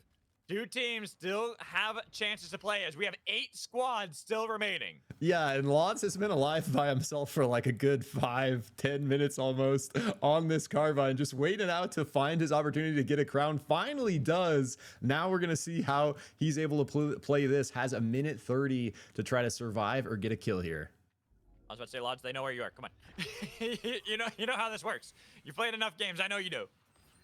He has just like such a limited amount of options here, just trying to dodge, dip, dive, duck, his weave his way around all these different teams, and somehow is still doing it, as no one has really had a good enough kind of view on him to go for it. Look at Phenom down here. Kingpin, 2-way tunnel, and the Rewinder as well is going to take that into the circle. Here we go. On to Lods. 1v1. Which one wins? Kingpin or Carbine as he tries to get away, but he's over the Abyss. Joined in by Lods. Lods barely missing that one. And we're back. Spy in the game. Username Dip was too late to steal that away as Lods finally does fall, but the hero has brought back Spy for another chance, but they're pushed into the walls. Barely alive. 2-way tunnel. No damage. And there goes Spy. Finally taken down by the overkill rounds, while Stiff have to get back to land. They're able to revive their fallen brethren, but they are still facing down 2 other teams, still DEI and YRP nearby. So crazy play from Lods there, is able to get the crown proc. Phenom barely missing on that dunk slam over the Abyss right there. Lods gets the kill, brings his whole team back, but instantly everyone collapses on them. They do their best to try to make it off to the north, but Carbine ends them with that final overkill round, putting us down to 6 squads here, Magical, half the lobby left. And this cross-country storm in this part of the map, bro, is like just playing out beautifully. It's gotten some wild plays, and now we are going to go inland. So we are going to have far more to play with, but still, there's a lot of Abyss regardless. And I'm curious to see how these teams are going to move. Already DEI and Diff First one's there. Same with Triple M. We haven't seen them for a while. They are still in this game, and they're playing slowly and steadily. Yeah, and also love the amount of nukes coming out this game. Everyone nuking everything here. We see another one come out from Protofo there, just kind of keeping their island for themselves, going to push MM off. Like you say, Diff going to have a nice position on this inner circle, but DEI is as well. Our teams that are coming down from Abyss right now, going to actually have a really hard time here, Magical, pushing through. They got 3-4 squads looking to edgeguard here. Looking at YRP, our last team, they'll be pushing into the circle with a crown.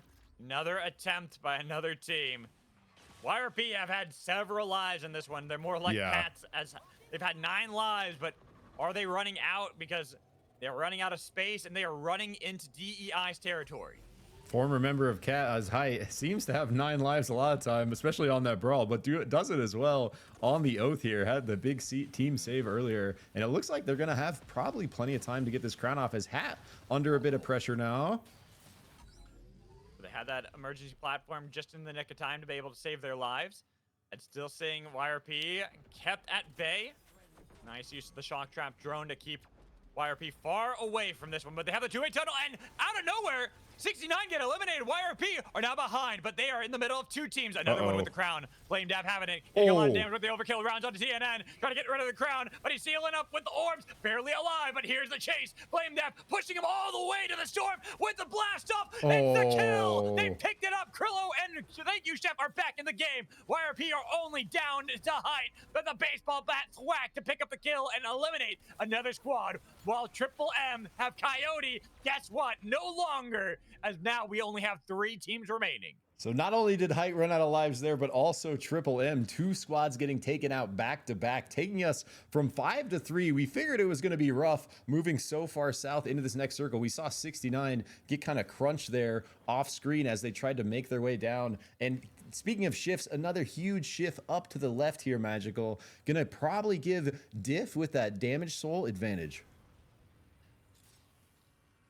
I'm still a little bit worried because when it comes to cross-country storing, even if you have the first angle on how circles go, if you don't have enough confidence in how you're going to play against 2 teams at the same time, because it's not like you're just dealing with one team. Yep. When it's the one team, it's a lot easier, but you have to be looking for 2 teams that are chasing you down, and they can both attack you at the same time, or a team can find a flank onto you from behind, get the inside angle, and force them to be sandwiched now between the 2 squads. Absolutely, and a really good call out here as we see it playing out before our eyes. Multiple nukes down. Diff in a really rough spot here as DEI on their north. Dylan rips that Viridius Fury, trying to trade big damage here. Diff now try to remove themselves from the pinch, kind of get a little space, and they actually surrender that early position, Magical, like you're saying, to opt to not get pinched. And right there, Diff were attempting to see if they could have the same wraparound on a DEI like DEI had done to them, but they weren't able to get that in time. Now DEI, they're getting themselves into that circle, so they will be safe. They'll be fine for now, but Hat are also there while Diff have to wait to see which team they want to engage on. Do they want to look for Hat or do they want to look for DEI? Because now they are the team that's going to be the last one into the circle, barely getting there, getting a little bit of damage on a Height, and they have the fight on it to Hat with the Abyssal Breaker. It only stops them in their tracks for now. They went into the Forge, but Hat had to disengage. They're a little too worried. DEI with the Tonk.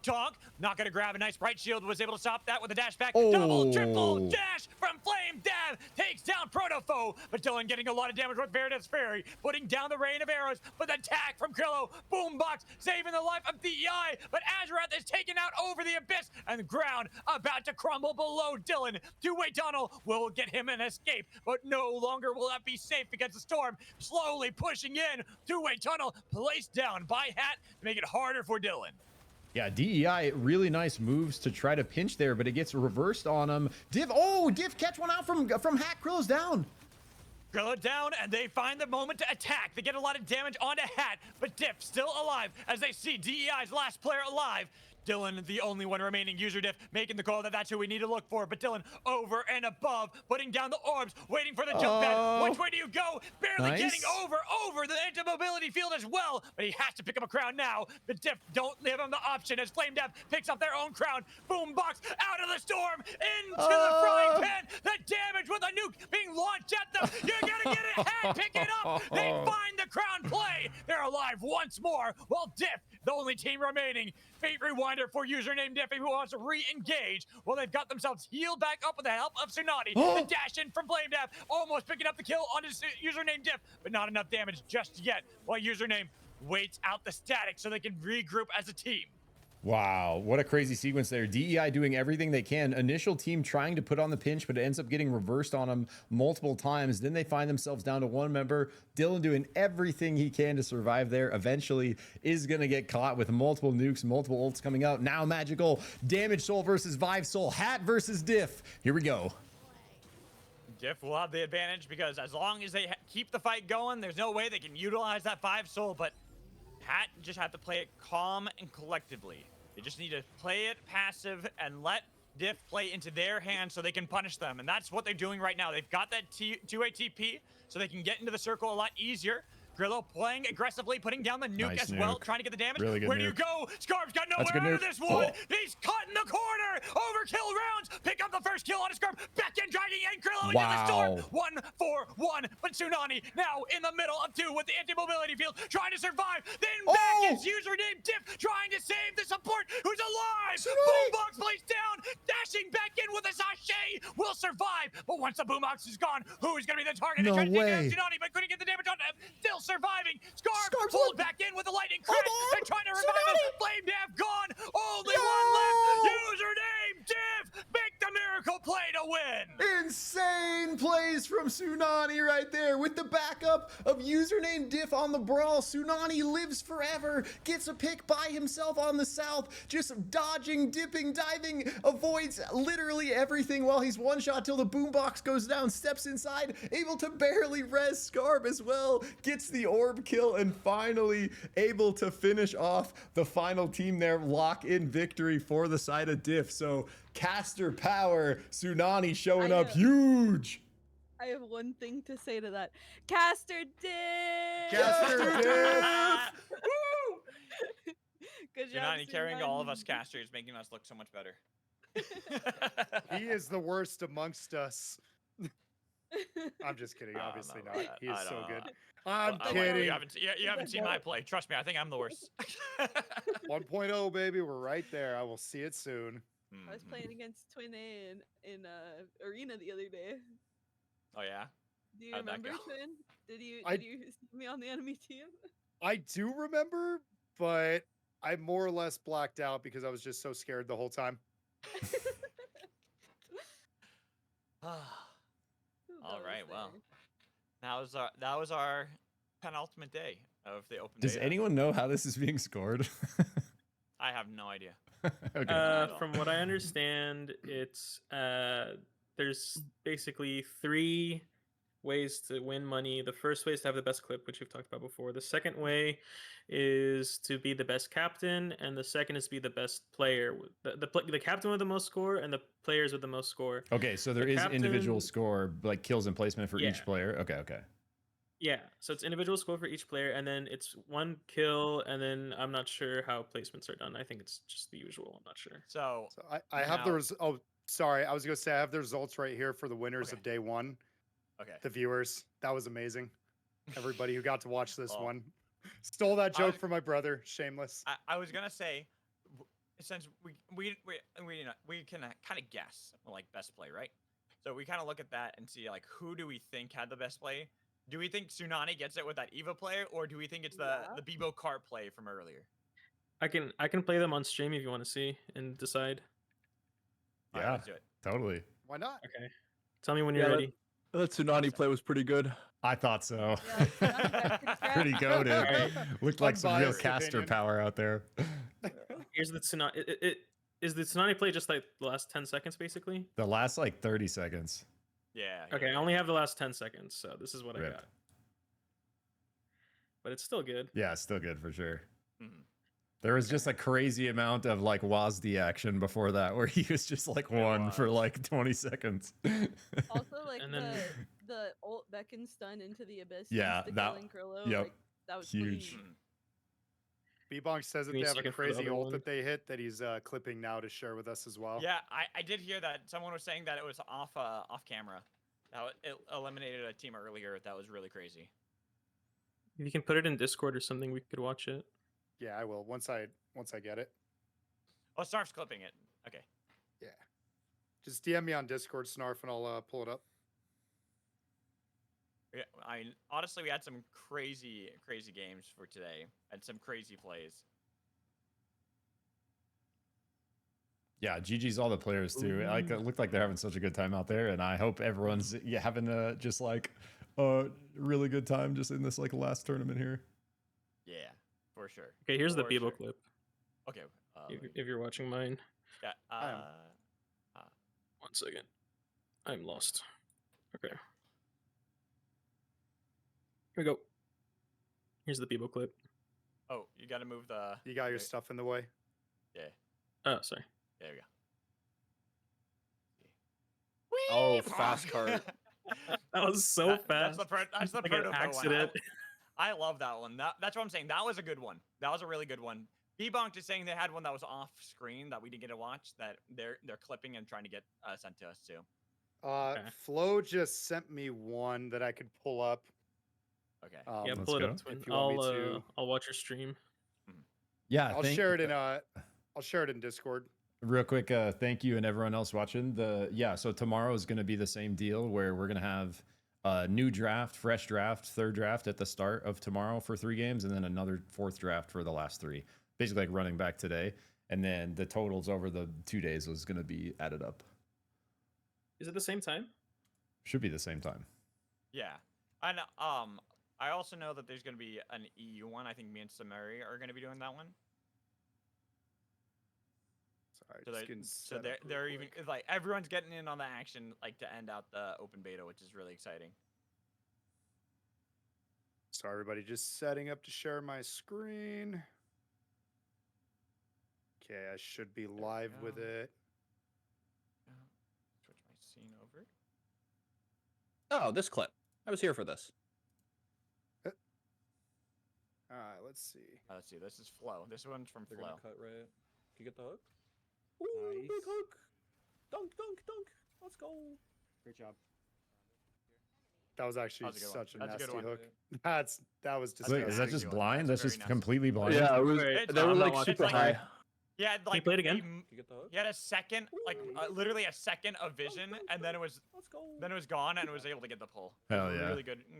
Like I you actually- see it, right there, you see the little like thing on the ground. That was the only information that Flo has on this.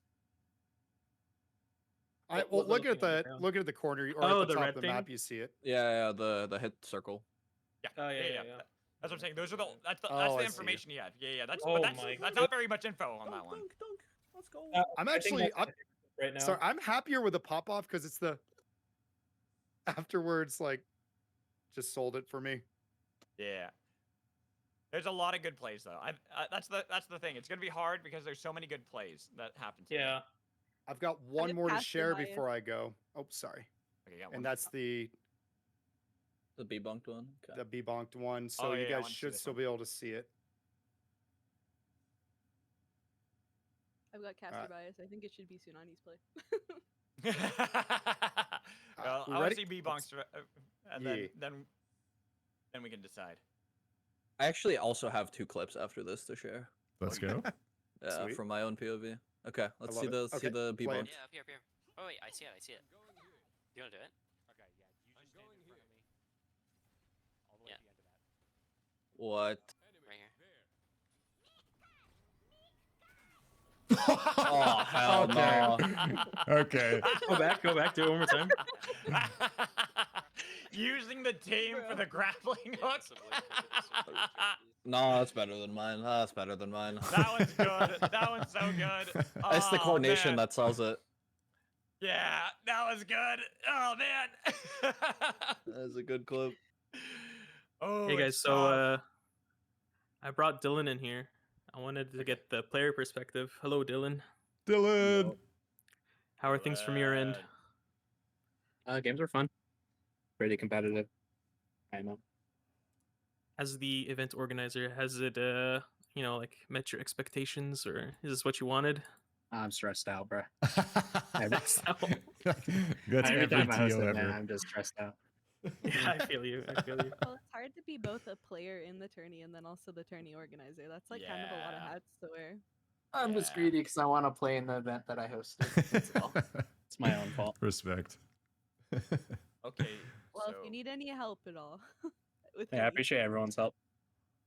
Appreciate all of People you. are asking when they can get the scores for the day. Alario is working on them right now. Whenever Alario's done, it just takes a little bit of a while because it's everybody's individual score instead of just a team Yeah, score. You yeah. know. Yeah, guys. it's a very different system than like how Alario normally has it set up, because it has to be like each person and like the team switching and all that stuff. Guys, big shout out to Dylan here for putting this whole thing together for us, giving us our last in a tournament, sending us off into 1.0, and like what a better way than just like a draft tournament. I think draft tournaments are so fun, and it's like it's so cool like for the final event to just do one more like mixing of the community, give players maybe a chance to play with some top players they haven't got a chance to play with yet in like still a competitive environment, very much like a real feeling event with eyes and casters and everything around it. So dude, huge shout out to you, Dylan, and also everything you and Jang do, just running the scrims team or scene has been like super awesome and helpful for the game, especially in the North America scene. So we just want to shout out you guys and is super excited to see what you guys put together, in the 1.0 launch. And final shout out to Alario here for doing the counting for us. Alario been huge, stepping up for the community the last few months, doing all kinds of this stuff for tournaments. So thank you guys. Yeah, Alario's think- my goat. Yeah, Alario's Yeah. awesome. Alario's I helping out believe a lot. The points are done now. I believe we have them all out. Are they done? Yes. Holy, Yeah, Alario, Said he you would guys send are it to me. Let me fast. see. It's Or we can bring him in here. So here, hold on. I'll open it up.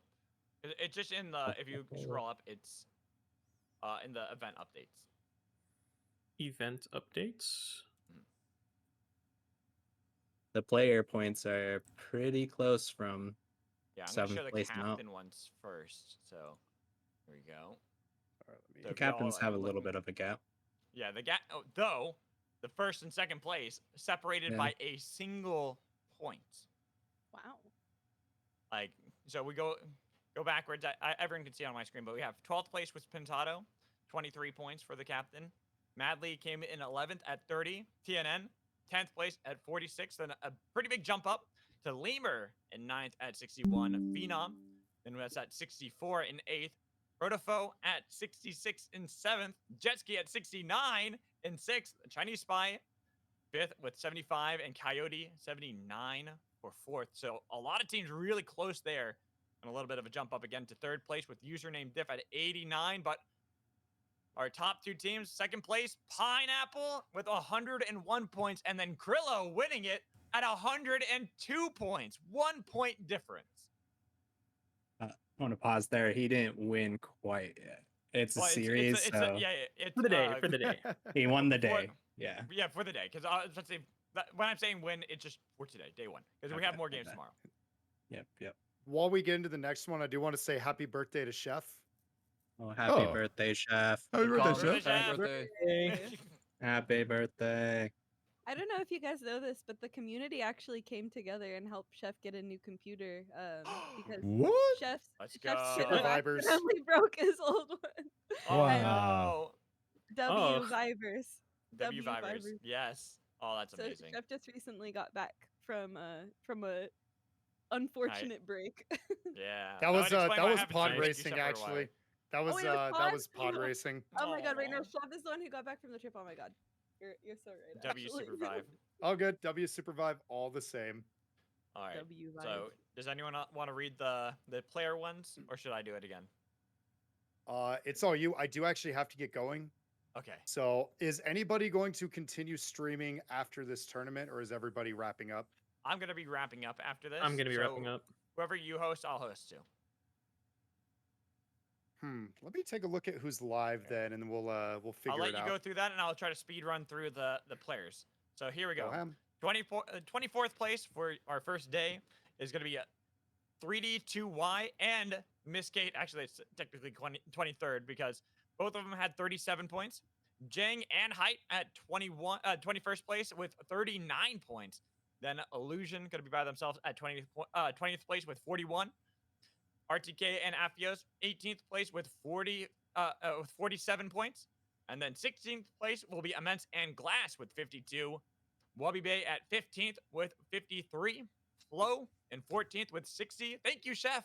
Hey, just been talking about it. Thank you, Chef. In 13th at 69. Spade is going to be 12th place with 70. And then Azrath is going to be 11th with 71 points. And Lods in 10th place with 72 points. So a 1 point difference between 10th, 11th, 12th, and 13th. 9th place will be Flame Dav with 77. Mirror Vigil, 8th place at 79. Dylan, 7th place at 87. Encore, 6th place with 90. Tsunani, going to be at 5th place with 91. Scarb in 4th place with 96. And Zach in 3rd place with 98. Get B-bonked in 2nd place with 101. Triple while dig. Palmu going to be number 1 at 105. Pamu taking the top of the board. Let's go. Woo! I'm very happy Oh. to see Zach up there as a product of Moonlit Battlegrounds Apprentice. I'm just Man. saying, I called out B-Bonk at the start. You Never did. doubted. did. Put all my chips in and hit. All right, so Tsunani caster rep at 5th. Let's go. Let's go. all Cassie right, did? so Twin, who we rating? Who's Well, gonna be? after a lot of deliberation, I'm going to go with the Kaya recommendation and send it on over to somebody who casted with me just last week for his first time and say the Wubby. Oh, Yeah, Wubby Bay. Wubby Bay, let's go. Wubby I like Bay. it. I love What's that. his, Nobody guy. say uh, anything. As long as he's not in chat, nobody say anything. Keep the surprise. I think it's just Wubby Bay. Before Right? you guys go, what are you guys' prediction for day 2? Who do you think's gonna take it home? The bullet. I have to train, go for definitely. pineapple. I have to go Bullet for train. pineapple. Wait, players or wait, what was it? Say it again. Both players and captains. Who do you think's gonna win? Oh yeah, Belongs to captain respective pineapple. categories. I have to go pineapple. I think username's gonna take it home. Low key. Ooh. That's my dark horse for captains. Ooh, I like it. I I'm going like the it. Pine And- B-Bonk combo because of I don't know. I think Pine knows that B-Bonk is special, and the two of them are going to go far together. That is my prediction. I like it. I like it. I want Pamu to win player wise because I think he I- deserves it. Yeah, I think player wise it's either gonna be Pamu, B-Bonk, or Zach. I know. Let's So go, It's Zach. ample compliment like every captain. So All right, I like Okay. it. I'm going to get out of here. I'm going to end Me the stream together, but I love you all. I'll see you all tomorrow. W SUPERVIVE. W Mad Magical. Let's go, buddy. W Love y'all. SUPERVIVE. I'll see you guys tomorrow. Peace. GG's, everyone. Love you Yep. guys. You all. Bye everyone. Love See you. you. Bye bye. G.